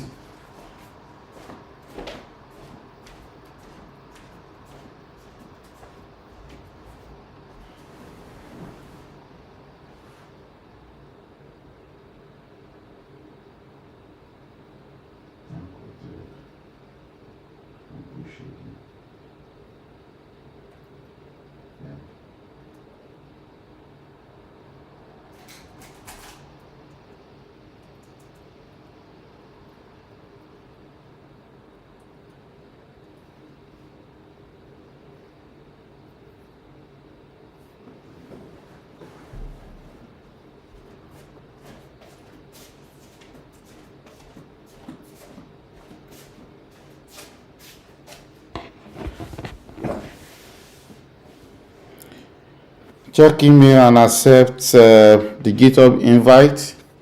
If you do that, otherwise you will not be able to push an update. You will not be able to push an update. Saka 101231, your Git is pending. And I think we have to drop the curtain at this point. Thank you so much for joining. For those that participated, I'm both halfway and full time. All right, we'll talk again for day 5. Bye bye.